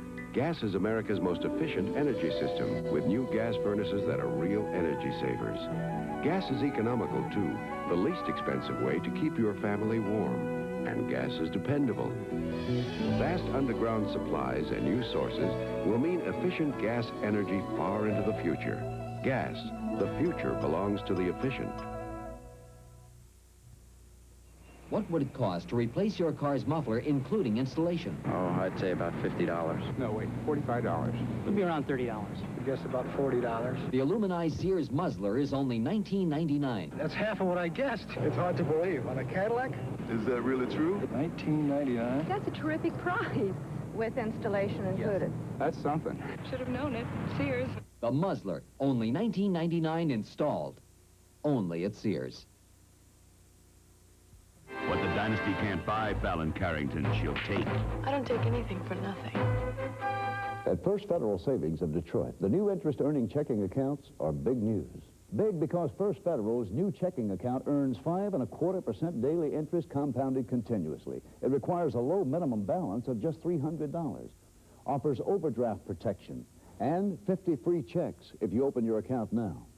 For all the details on the interest-earning checking account that's really interesting, stop in at any of the more than 60 offices of First Federal Savings of Detroit. You have just 24 hours to save. Tomorrow and Saturday only at Ward's in-store warehouse sale. For just 24 hours, you can save up to 50% on clothing for all the family. From 8 a.m. to 9 p.m., you'll save up to 50% on TVs and appliances. For just 2 days at Ward's. 2-hour specials with savings up to 50%. Visit Ward's tomorrow and Saturday and save up to 50% on furniture. If it's at Ward's, it's on sale. 8 a.m. to 9 p.m. 2 days only. Season's greetings. Through the final quarter of play in the 47th Sugar Bowl game. Georgia leading Notre Dame 17-10. The Irish dominating play in the second half. Mark Malkowitz has got the punt out of his end zone. Notre Dame, if they handle the ball properly, will have very good field position. Probably inside the 50. The kick is away. Not very long. Tail dragger, though, and it takes a Georgia bounce. Durison fields it just to preserve the yardage, and he's rolled down, and Notre Dame will have the ball first down at their own 45. Here are the stats, and look on the right side for Georgia. 79 yards total offense. Give credit to the Notre Dame defense, which has carried this team all year long. 23 quarters in the middle of the season, they did not allow a touchdown. That's nearly 6 football games before Air Force scored in the fourth quarter. Notre Dame moving the ball effectively right now. Has the momentum. They send Holohan and Hunter double wide to the open side of the field. First down from their own 46. They're a touchdown away from the Bulldogs. And a conversion. And the ball goes to the tailback. And Phil Carter gets loose in the secondary, and he is caught and tripped up. Otherwise, he would have picked up another 10 or 12 yards. It was Dale Carver, a sophomore from Melbourne, Florida, that grabbed his shoe socks. He might have gone all the way. He had 2 blockers Carter did out in front of him when Carver came and tripped him up from behind. Carter was on his way. He picked up 9 yards for a total 93 yards of the ball game on 23 carries. He, too, is a very fine tailback runner. Very durable, very tough inside with his shoulder pads right over his toes, giving the defense very little room to make the tackle. Second down and 1. Carter again. Carter goes slipping through the middle, gets it down to the 40, and it's a first down for Notre Dame at the Georgia 40. Lost his shoe. Going to have to leave. Stone will come in at tailback. Nate Taylor made the tackle on the last play. Georgia very desperately needs for their defense to give Notre Dame a bad play. Georgia somehow. defense has got to be getting tired. They were out there virtually the whole quarter. Notre Dame is getting, the offensive line are getting a good movement.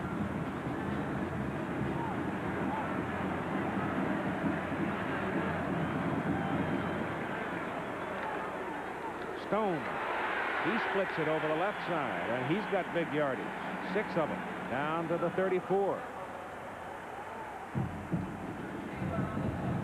That time he went behind Shiner and Ellis. And Georgia is now substituting. They're putting some second linemen in the game, Keith. What you mentioned, they were getting tired. They've got some fresh people in the ball game. Second down 4 from the Georgia 34.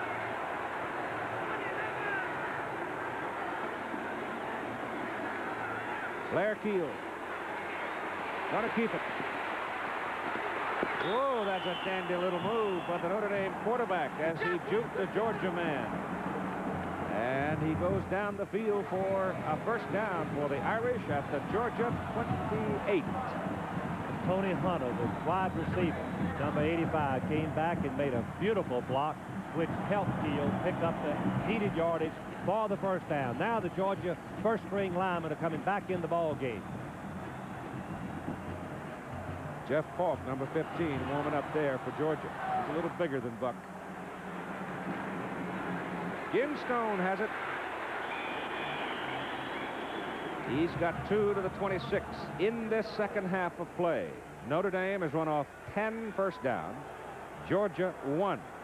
In the ball game, 17 first downs against 6 in favor of the Irish. Mike Ross, the senior linebacker and captain, is the one who directs the team, and he's also a very fine football player. His job, read the football, plug the hole, and make the tackle on Stone, number 42. Wraps him up and pulls him to the ground. Second down 8. Carter breaks a tackle, gets close to the 20. It's going to be third down and more than 2, close to 3. 3rd and 2 has been a very critical down, Keith, in earlier goings for Notre Dame. In fact, they have failed on most of their 3rd and 2 situations by running. They came out and threw in the 3rd quarter on 3rd and 2 and made the first down. This is almost 3. Carter now 103 yards in the ball game for the Irish.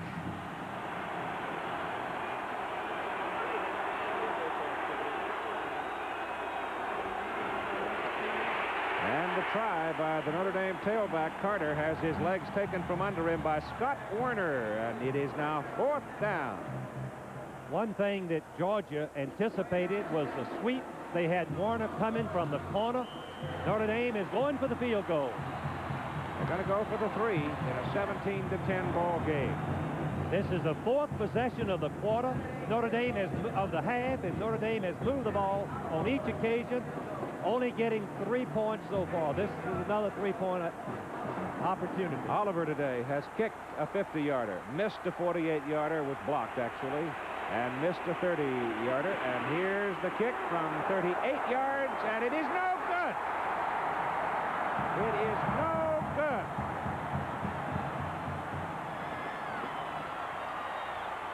Oh, my goodness.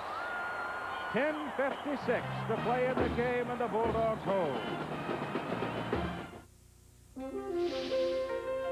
From design studio model to tough new trust, Chevy Love. Chevy's light utility vehicle is totally redesigned with a slick new shape that parts the air and contributes to better mileage ratings than last year. Plus a smooth new ride, the longest available cargo box in its class. More cab room than last year, and a new instrument panel. Tough Chevy Love, also available in 4-wheel drive. Chevy trucks, built tough, built for economy. Michelob brings you the 7-day weekend, all America style. Americans love weekends, not just the Saturday and Sunday kind, but whenever we take time to enjoy the good things in life, like the smooth and mellow taste of Michelob. Because all over America, Michelob helps make any time feel a little like a weekend. Hey, put a little weekend in your week. Yeah. Unforgettable Sundays on ABC. It's the all-new Superstars with new faces and fun from a new location. And ABC's International Boxing. The action begins January 25th on ABC. From the 21, Georgia takes over. And the Georgia faithful, who were lucky enough to get inside the dome to watch the ball game today, standing and roaring for their team. Bulldogs lead 17-10. Their offense has been nil so far in the second half. Buck Ballou yet to complete a pass today. Having trouble getting loose. A penalty flag is down. Ballou is caught back to the line of scrimmage again and dropped at the 16. Now we get another penalty flag. And I think the second one is against a Notre Dame player. I don't know what the first one was, but looked to me like Scott Zedek came in there a little bit late. And Fisher was standing there and threw a flag right on his back. Notre Dame. Of course, I don't know what the fellow said to Scott, you know, to get him stirred up. It is against Georgia, the first call. Unsportsmanlike conduct call goes against Notre Dame and Zedek. And Keith, we're going to see a mark off 5 yards, I would think. Back, a penalized Georgia, and 10 yards. Isn't that one of those where they add and subtract? It should be a 10-yard penalty against Notre Dame. Well, you had a procedure call against Georgia, right? Yes. A dead ball foul. A dead ball foul against Notre Dame. And they don't offset. Turn it on, Clint. Well, his mic's not working. Personal foul against Notre Dame. Now he's marked off the 5 against Georgia. Now he's going to mark it off against Notre Dame. It's going to be a net gain of 10 yards for Georgia. Penalties, penalties, penalties have really hurt Notre Dame along with their turnovers. That's a motion offense. It's a dead ball foul, unsportsmanlike there, and it's a first down. First down. All right, net 10 yards on the penalty. That's the first time we've seen that this year. Yes, it is. First time we've seen it in 2 years since they changed the rules. Yes. First time I've seen it. Georgia has not gained any yards in this whole half so far. You've got 10:39 to play in the ball game. The ball is sitting up near the 32. Dan Devine is over trying to get the official's attention to come talk to him. He refuses to do so. I don't know if that's a first down. They got to bring the chain out, I guess, to place it down. Well, you'd think that necessarily be an automatic. Yep. If he stepped off the yards perfectly, it would be, because he would step off 5 in one direction and 10, 15 in the other would be a first down. Maybe Clint doesn't walk even. Most of us don't. That is the second first down registered for Georgia in this half. Well, that was a damaging penalty to Notre Dame's chances of pulling this game out. From the 32 now, first down. They get it right. Give it to Walker. Up the middle goes Herschel. He gets it up to the 35 before he is thrown back. He's got about 3.5. The ball is in between the 31-32 as they start play. That'll give Walker 128 yards in a ball game on 26 carries. I'm not so sure if I were sitting on a 7-point lead here, I wouldn't let Herschel see a whole lot of the ball right at this point, Frank. And particularly since he's only fumbled one time in 300 carries, and that in the 9th game of the season. Second down and about 6. Walker's got it again. Oh, did he take a wallop? Bob Crable hit him right on the helmet. Just helmet to helmet, and he rolled him back. Watch this hit. Crable, as soon as he reads the play, he doesn't wait, knowing that he must plug the hole to stop Walker before he gets started. Walker is cutting back over the middle when they collision, and look at the leg drive of Bob Crable. Just a perfect tackle for the All-American middle linebacker. He still didn't put him down, though. He did not put him down. He had to get help to get the big horse on the ground. Third down and 6. Again, play action pass. Blues pass is away. This one is caught by no, he didn't hold it. Lindsey Scott finally got a chance to make a catch, and the ball was thrown low, and Ballou still hasn't completed a pass. He's 0 for 9. We have a Notre Dame player that's injured on the field as we watch it again. Blue is throwing the ball to Lindsey Scott, outstanding wide receiver. He has it, but then I guess it falls out when he hits the ground. Or did he short hop it? Okay. Short hop. Yeah, that's the combination, Scott and Ballou, that hooked up for the miracle in the Florida game. Timeout for Notre Dame's Mark Zavagnin, the left linebacker, a sophomore out of Evergreen Park, Illinois, with 9 minutes and 12 seconds to play in what has been a crazy football game. Georgia leading 17-10. Don't find out about your auto insurance by accident. Ducks. Forms. With a piece of the rock. Hello, Prudential. Our survey shows that even after a claim, people claim we're good. I'm covered? Thanks, Prudential. Ducks. Forms. What forms? For auto insurance, too. Prudential Insurance. Even after a claim, people claim we're good. Tell them. They go quack, quack. I have a headache right here, and it's like a tightness. Will you try extra strength Tylenol? You can't buy a more potent pain reliever without a prescription. You got to prove it to me. Look at the difference in the amount of medicine in the leading pain relievers. Extra strength Tylenol does have more pain reliever. I would want to take extra strength Tylenol. Where's the headache? My headache is gone somewhere. I don't know where. Extra strength Tylenol proved it. It worked. Extra strength Tylenol, aspirin-free, and you can't buy a more potent pain reliever without a prescription. Zavagnin runs off the field. He's all right. Ballou beleaguered on the sidelines. 4th down for Georgia. Malkowitz is in to punt. Notre Dame should get good field position. They've got 10 up on the line. They're sending it. Heats on Malkowitz. Heats on the offensive line for Georgia. On the snapper. Snap is good. Pressure's on. Kick is away. Pretty good kick. Forces Krim into a fair catch. Back at his 26. So Malkowitz and the offensive line for Georgia delivered. There's Mark Savakman. He's all right. Had his bell rung a little. A 39-yard punt. And now Notre Dame, they're going to mark it at the 27. There they'll go to work, trailing by 7 points with 9 minutes and 5 seconds to play in the ball game. Georgia trying to hang on and win its first national championship ever. The great team of Sinkwich, Trippi et al., Poshner, Davis, and that bunch, they finished second to Ohio State the year they defeated UCLA in the Rose Bowl, 9-0. Finished third another time, but have never finished number one. They're trying to do it this year. Blair Keel on a roll. Puts his pass in the air to the sideline, and the penalty flag is thrown. They have some interference here. Let's see. Werner was defending against Hunter. It's been a pretty decent matchup all day. One time Hunter has beaten him. I believe it's offensive interference. It is. Also an ineligible man downfield, so take your choice. Both of them lose. One lose 15 yards and down, the other doesn't, so I'm sure they'll take the offensive interference. Hunter tried to push off on Werner.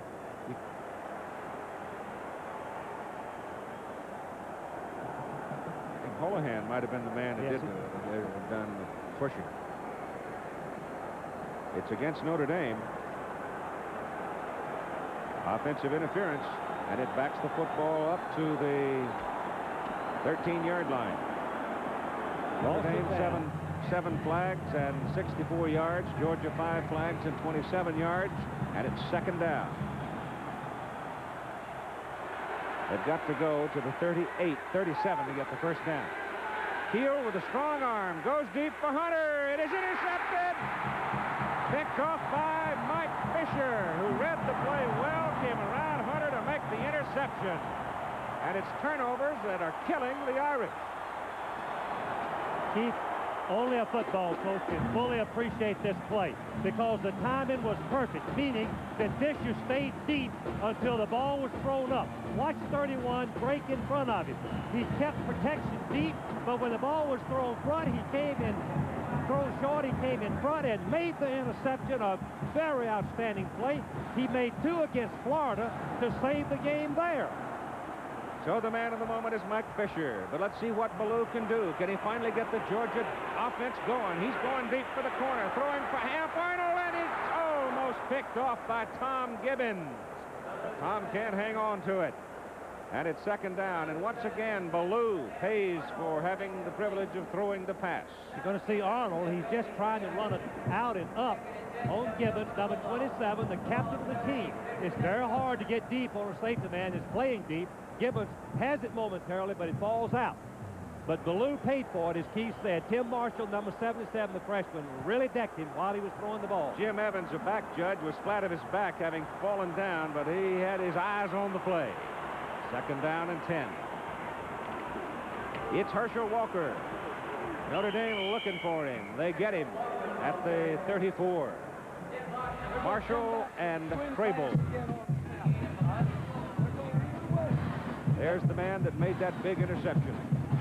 Mike Fisher was a walk-on, transferred to Georgia as a freshman, earned the scholarship, made the team, and made one of the most critical interceptions of anybody's lifetime, possibly saving Georgia's national championship hopes. Third down and 8. Up the middle goes Walker. Short of the first down. Brings up fourth down. Remember a fellow named Rex Robinson, number 5. He's coming out. He hit a 57-yarder against South Carolina to win the game. He hit a 57-yarder against Georgia Tech that figured in it. Well, he's 17 for 23 for the season. Today he made one from 46, and he missed one. This is a 48-yard field goal attempt, and it is huge. The importance of this kick is enormous. It is up high. It is long enough. It is no good. It is no good. Wide, apparently to the right. Did not hook enough for it. Notre Dame takes over, trailing by 7. RCA wants you to see the right color. Does your television automatically capture all these subtle shades of blue in this ocean of color? ColorTrack 1981 can.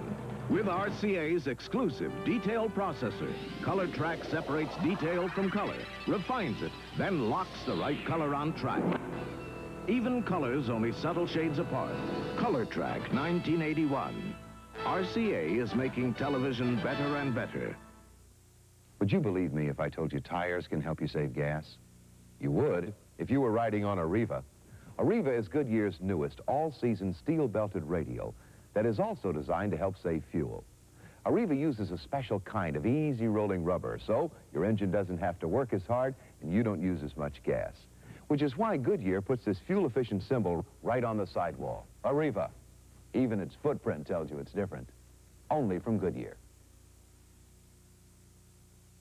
January 10th, on the season premiere of ABC's Wide World of Sports, the Hula Bowl. And on the 17th, the hilarious Globetrotters hit Hollywood. Moments of excellence coming up on ABC's Wide World of Sports. Rex Robinson had only missed 3 times from the distance, kicking from 48 yards after having made a 46-yarder in the game. He hit it plenty long, but from that right hash mark, he didn't get any hook on it, and it stayed wide to the right. And Notre Dame stops Georgia. And we've got 7:29 to play in the football game, with Georgia leading 17-10. And the football is sitting on the 31-yard line of Notre Dame. And the Georgia defense has just swelled up and played their hearts out. They truly have. They've been out there the whole half. The Georgia offense has just been nothing in the second half. The Irish have shut them down the sidelines. Hunter can't get to the ball. He's hollering about it. No interference. Southwest Conference official. Done a pretty good job, too, and it's been a temper-laden, tough football game. You're going to see Hunter. He's trying, that little delay fake was to make Werner slow up, and Werner did slow up, and actually Hip came over to prevent the touchdown, number 49, and Hunter, of course, is complaining that Werner interfered with him. It was close, but it wasn't intentional. Second down and 10 for the Irish from their own 31. Shotgun. Keel over the middle. Complete. Out to the 38 to Nick Veer, big tight end. Veer is a 246-pounder. Let's look at the last play on Hunter with Werner, the All-American halfback, number 19. The rule says if there's no intent to impede, it looks to me like that Werner knew he was beaten on the play and tried to block him from going deep momentarily, but he got away with it. Ball is up near the 39, 3rd down and 2.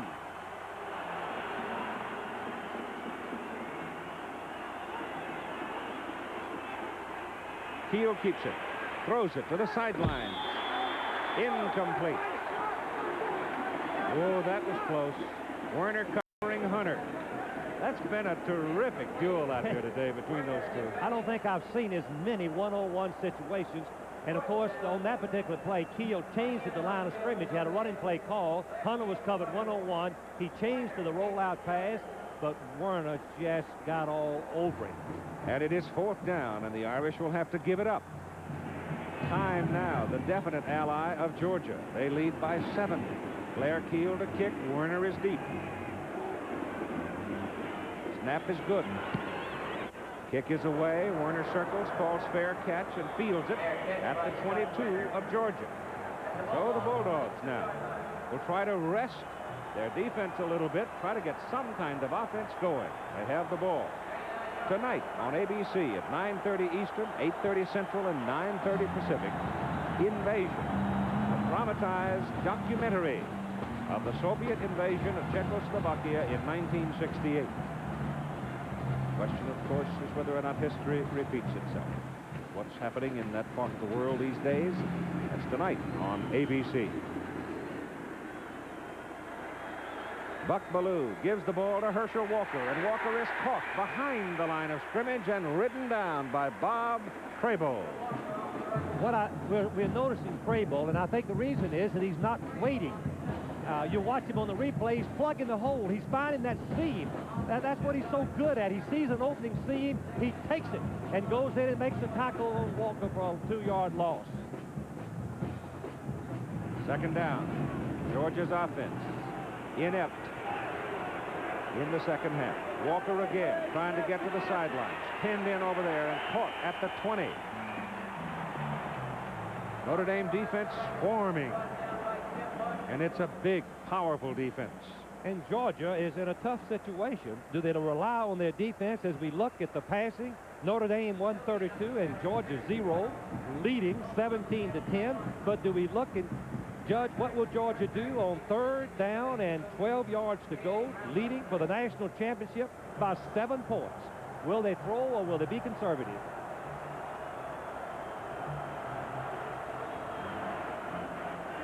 On the throw, Ballou puts it up deep.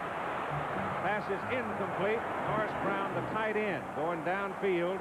He didn't get close to that one. The other time he saw the ball, it went through his hand. Now Georgia will have to kick it. And once again, Notre Dame is going to get the football in good field position.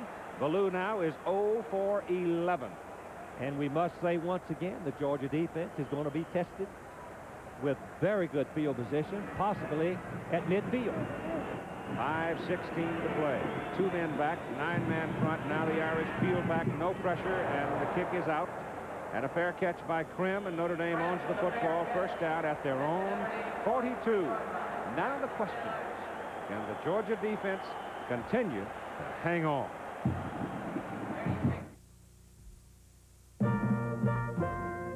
Reaching your financial goal is never as simple as some people would have you believe.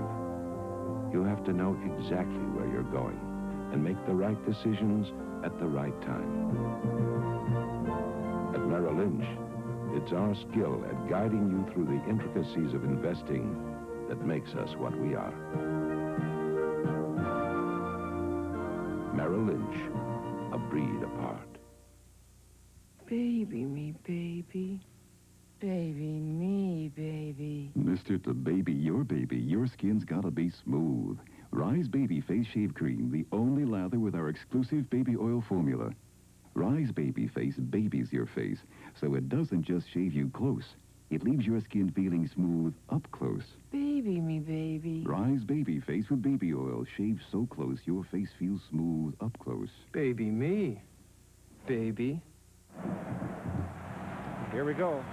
Who knows what's going through the mind of Mr. Ballou at the moment. And Mr. Vince Dooley, the coach, with so much at stake in this ball game. All right, Georgia defense lines up. 6-man front against Notre Dame. First down Irish, they're 42. Keel turns and hands the ball off to Carter. And Carter gets around the corner, butts heads, and gets it up to nearly midfield.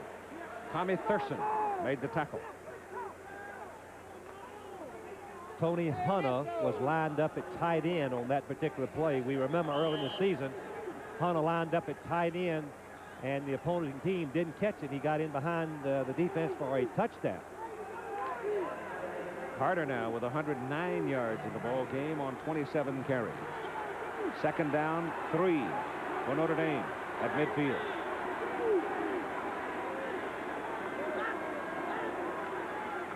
Keel keeping, looks downfield, caught, dropped, back at the 45. Eddie Weaver.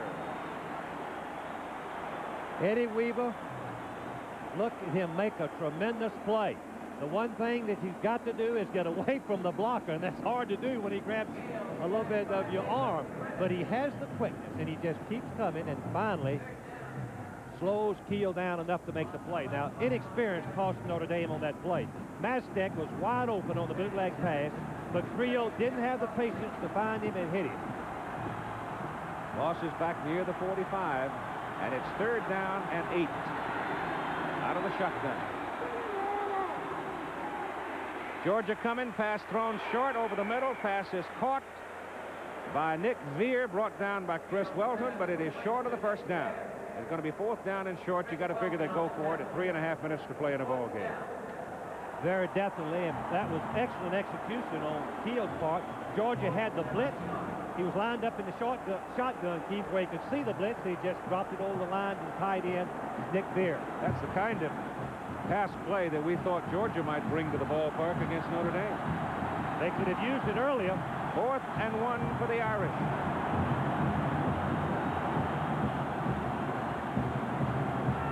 Keel still got it on 4th and 1. He gets his pass off. It is intercepted. I don't believe it.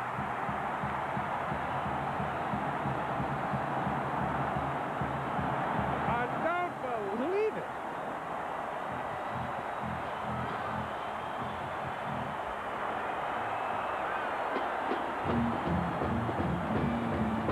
That young man is a real winner.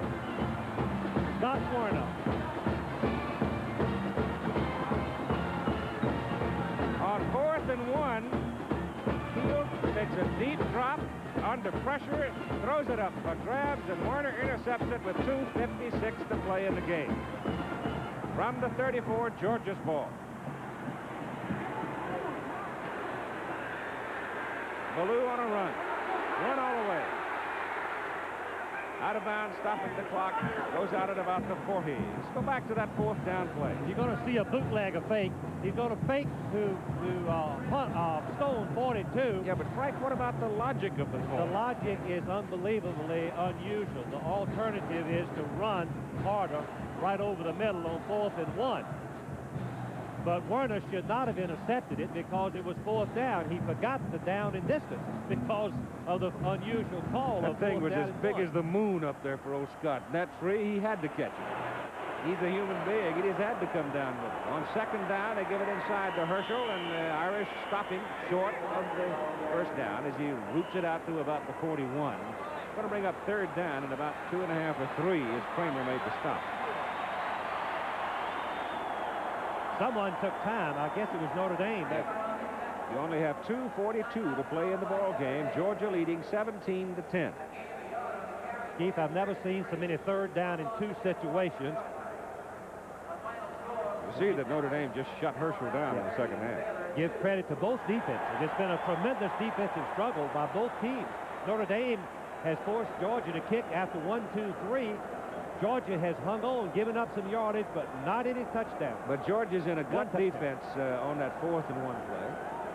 Coming. That's right. And lo and behold, they try to loop a pass downfield.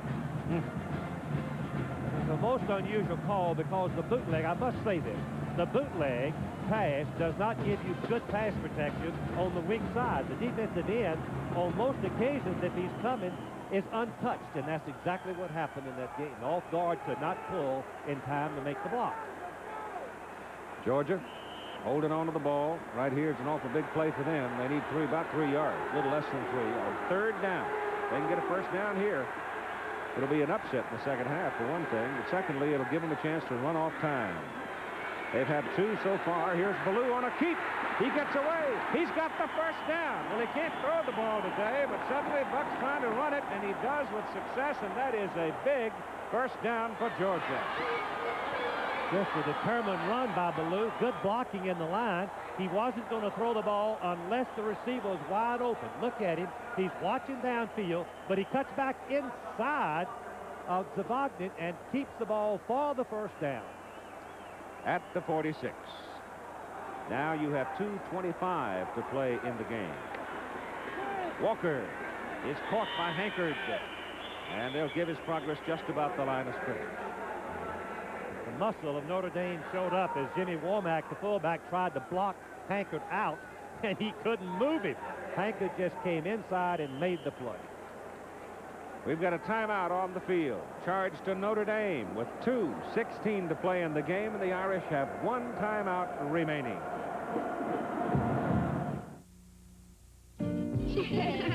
My alternator light won't go out. What do you think it is, Mr. Goodwrench? Well, let's take a look. Mr. Goodwrench has the right GM equipment available to work on your General Motors car. Thousands of dollars worth. But he also knows the value of a well-placed thumb. What's the problem? Just a stretched belt.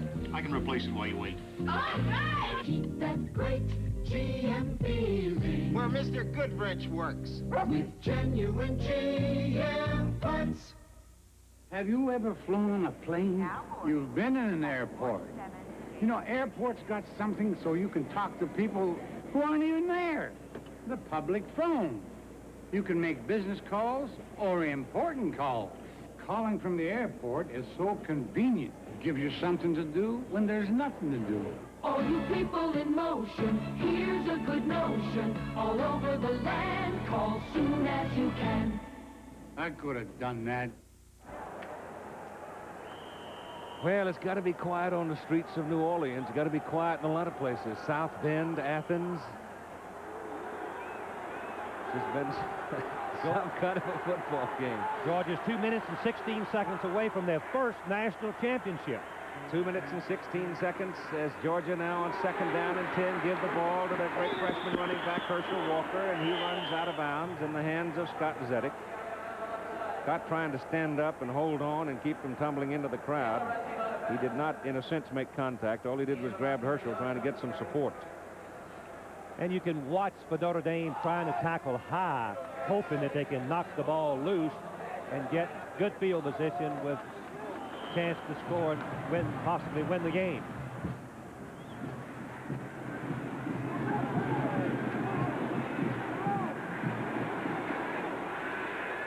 Ballou puts it in the air, throws to Arnold.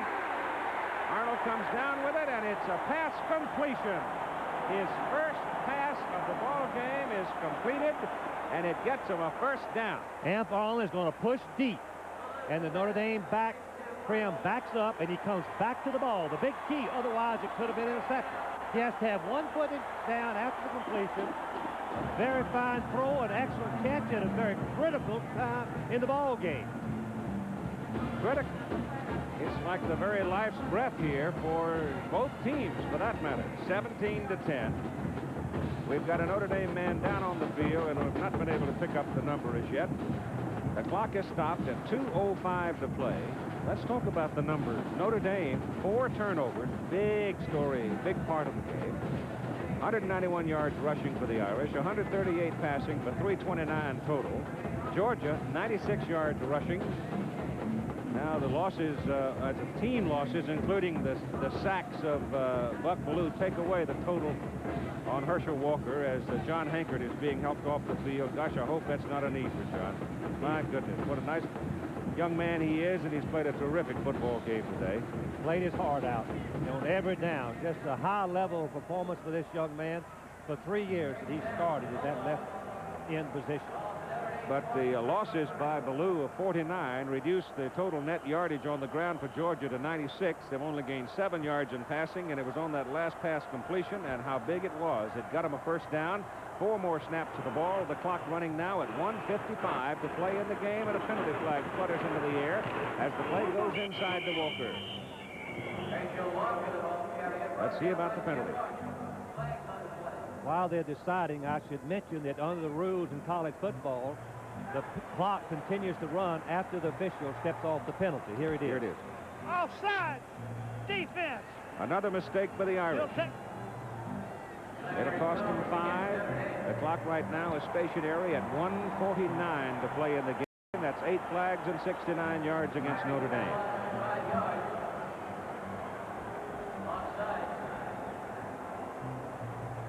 The football is sitting at the Notre Dame 38.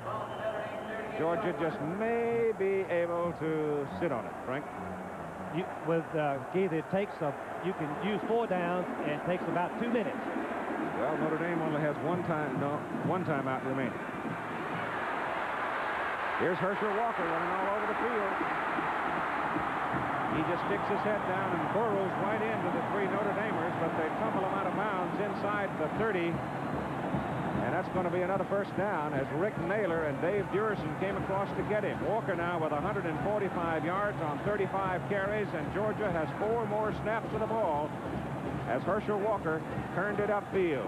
1:28 to play in the game.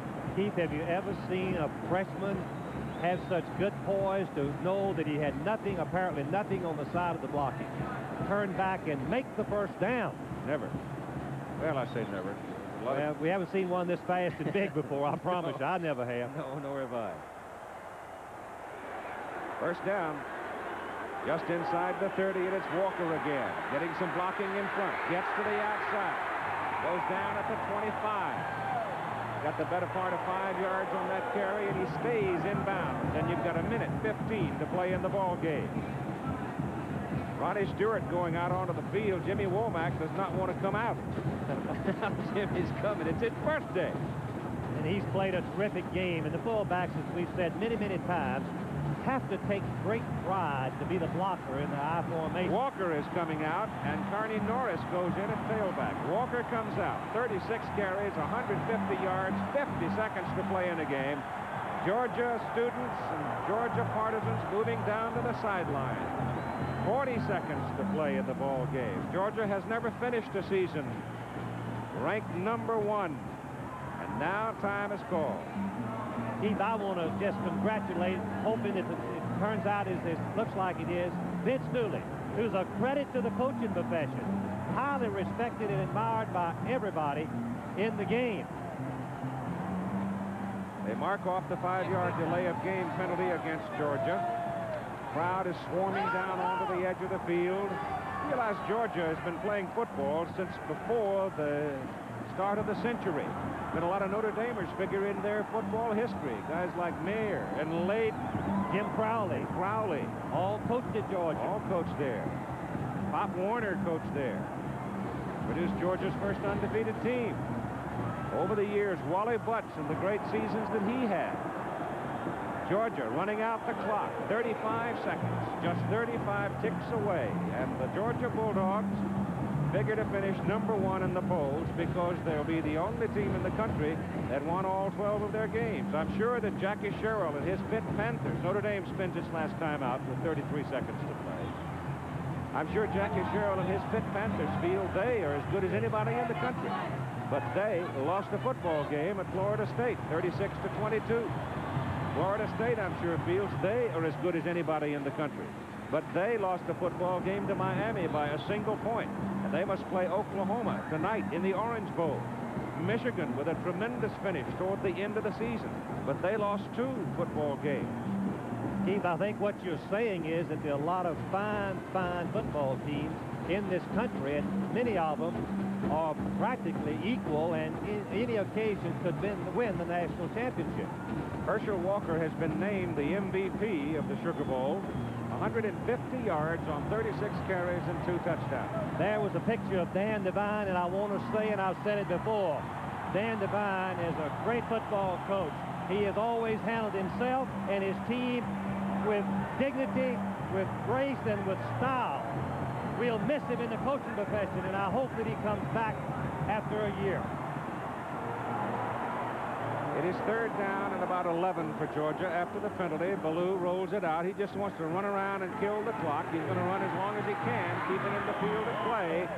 Notre Dame with no more timeouts remaining. We're now inside 25 seconds, and Georgia can stand there and exult as the time ticks away. And a team won the national championship without making mistakes, Keith. That's what you talked about. They didn't make mistakes, and Notre Dame did. The crowd, almost uncontrollable, comes storming onto the field to surround both teams. The game is over. Georgia has won 17-10.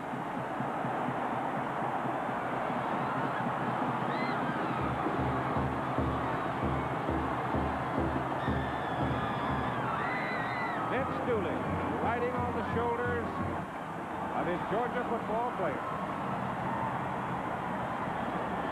Considering all the factors involved, all the people involved in the game, the elements of the game, size, history, all of those things, you'd have to say this is something of an upset. But it happened in the first half as Georgia cashed in on 2 Notre Dame mistakes, one on the kickoff, one on the fumble to get the 2 touchdowns, the 46-yard field goal by Rex Robinson. In the second half, Notre Dame totally dominated the football game. But the Georgia defense, a bunch of kids with as much gizzard as I have ever seen, just hung on to the last fingernail and finally won it 17-10. Keith, you expressed it beautifully. The Georgia defense, they live with that yardage inside, but they somehow come up with a big play.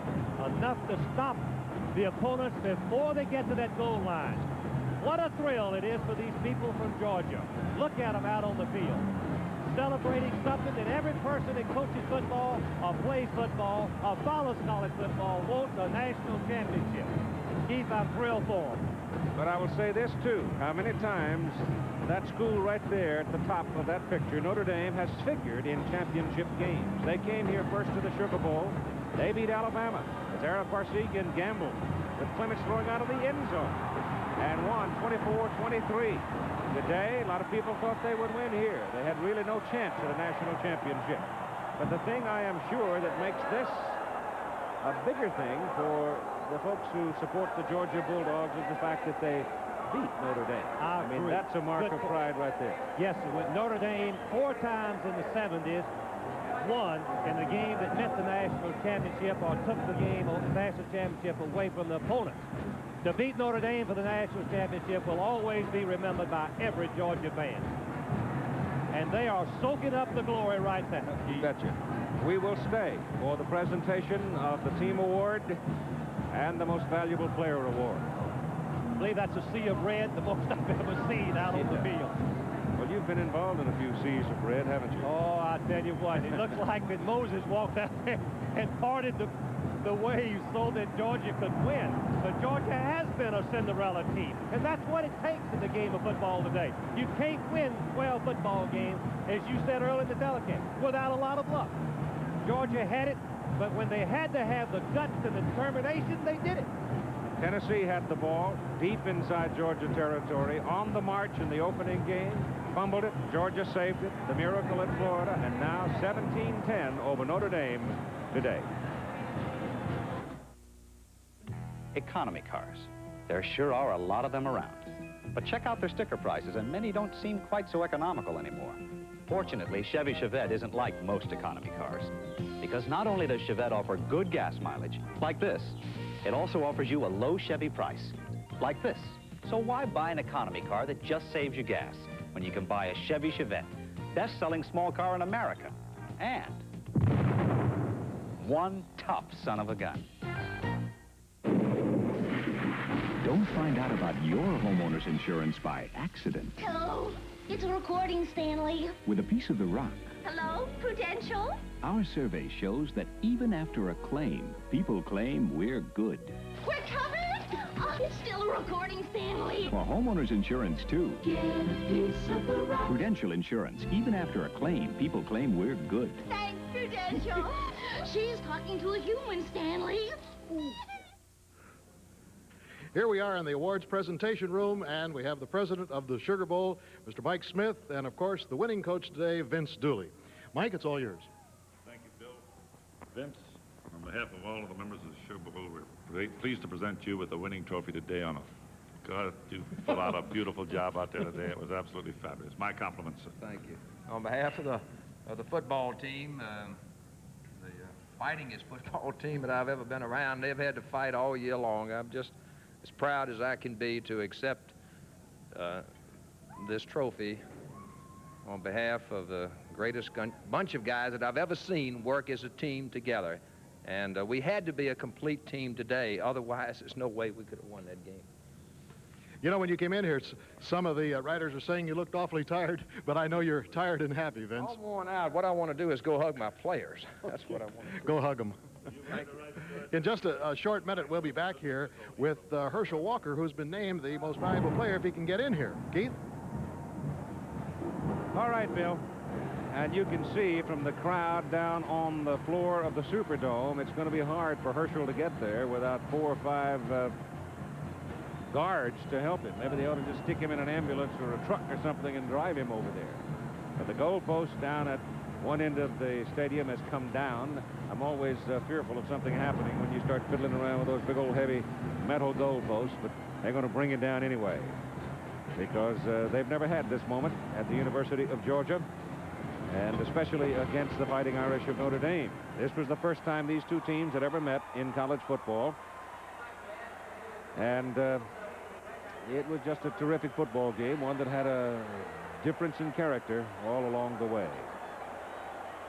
Well, the executive producer of ABC Sports is Roone Arledge, and today's coverage of the Sugar Bowl game between Notre Dame and Georgia was produced by Chuck Howard. Good job, buddy. And directed by Andy Sedaris. Way to go, Andrew. Our technical director, John Allen. Our associate director, Ben Harvey. Our technical manager, Bob Armbruster. Our unit manager, Steve Israel. Our traffic manager, Lloyd Harris. And assistant to the producer, Garland Pete. Our statistics by Mike Swanson and research, Jerry Klein. Keith Jackson, Frank Broyles, and Bill Fleming from the Superdome in New Orleans. And we hope you'll join us next Saturday for the season premiere of the Pro Bowlers Tour from Anaheim, California at 2:30 Eastern, except on the West Coast. Then immediately following, ABC's Wide World of Sports brings you the Hula Bowl, where the all-star seniors from this season's college football will get together live from Honolulu at 4 Eastern Time. Our West Coast viewers will enjoy the Pro Bowlers Tour after the Hula Bowl. The Sugar Bowl, Notre Dame and Georgia, has been brought to you by Chevrolet and your Chevy dealer with Chevette Monza Citation and the new Monte Carlo Chevy's Up Ahead for 1981. And by Prudential, for life, health, auto, or home insurance. When you think about your financial security, see a Prudential agent. Get a piece of the rock. Prudential Insurance. The Sugar Bowl concludes our season coverage of college football. We'd like to take a minute to look at the names of those people that have been involved with these telecasts and thank them for their tremendous contributions since our first game on September 1. The blimp provided. Well, let's look at the names first. Takes a lot of people. These are guys that travel with us. You know, you hear the announcers and you hear the producer's name and the director's name. These are names you don't hear. These are men and women that travel with us all season long, work like the dickens, spend as much time away from home as we do, enjoy college football, and give a heck of an effort, and we're proud to be part of the group because they are a great group. Blimp provided by the Goodyear Tire and Rubber Company. A good job today out of the sky. Pretty pictures of New Orleans. Travel arrangements made through and promotional fee paid by United Airlines. United flies more people to Hawaii than any other airline. That's what Friendly Skies are all about. This has been a presentation of ABC Sports, recognized around the world as the leader in sports television. Once again, the final score. The Georgia Bulldogs 17, the Fighting Irish of Notre Dame 10. ABC News.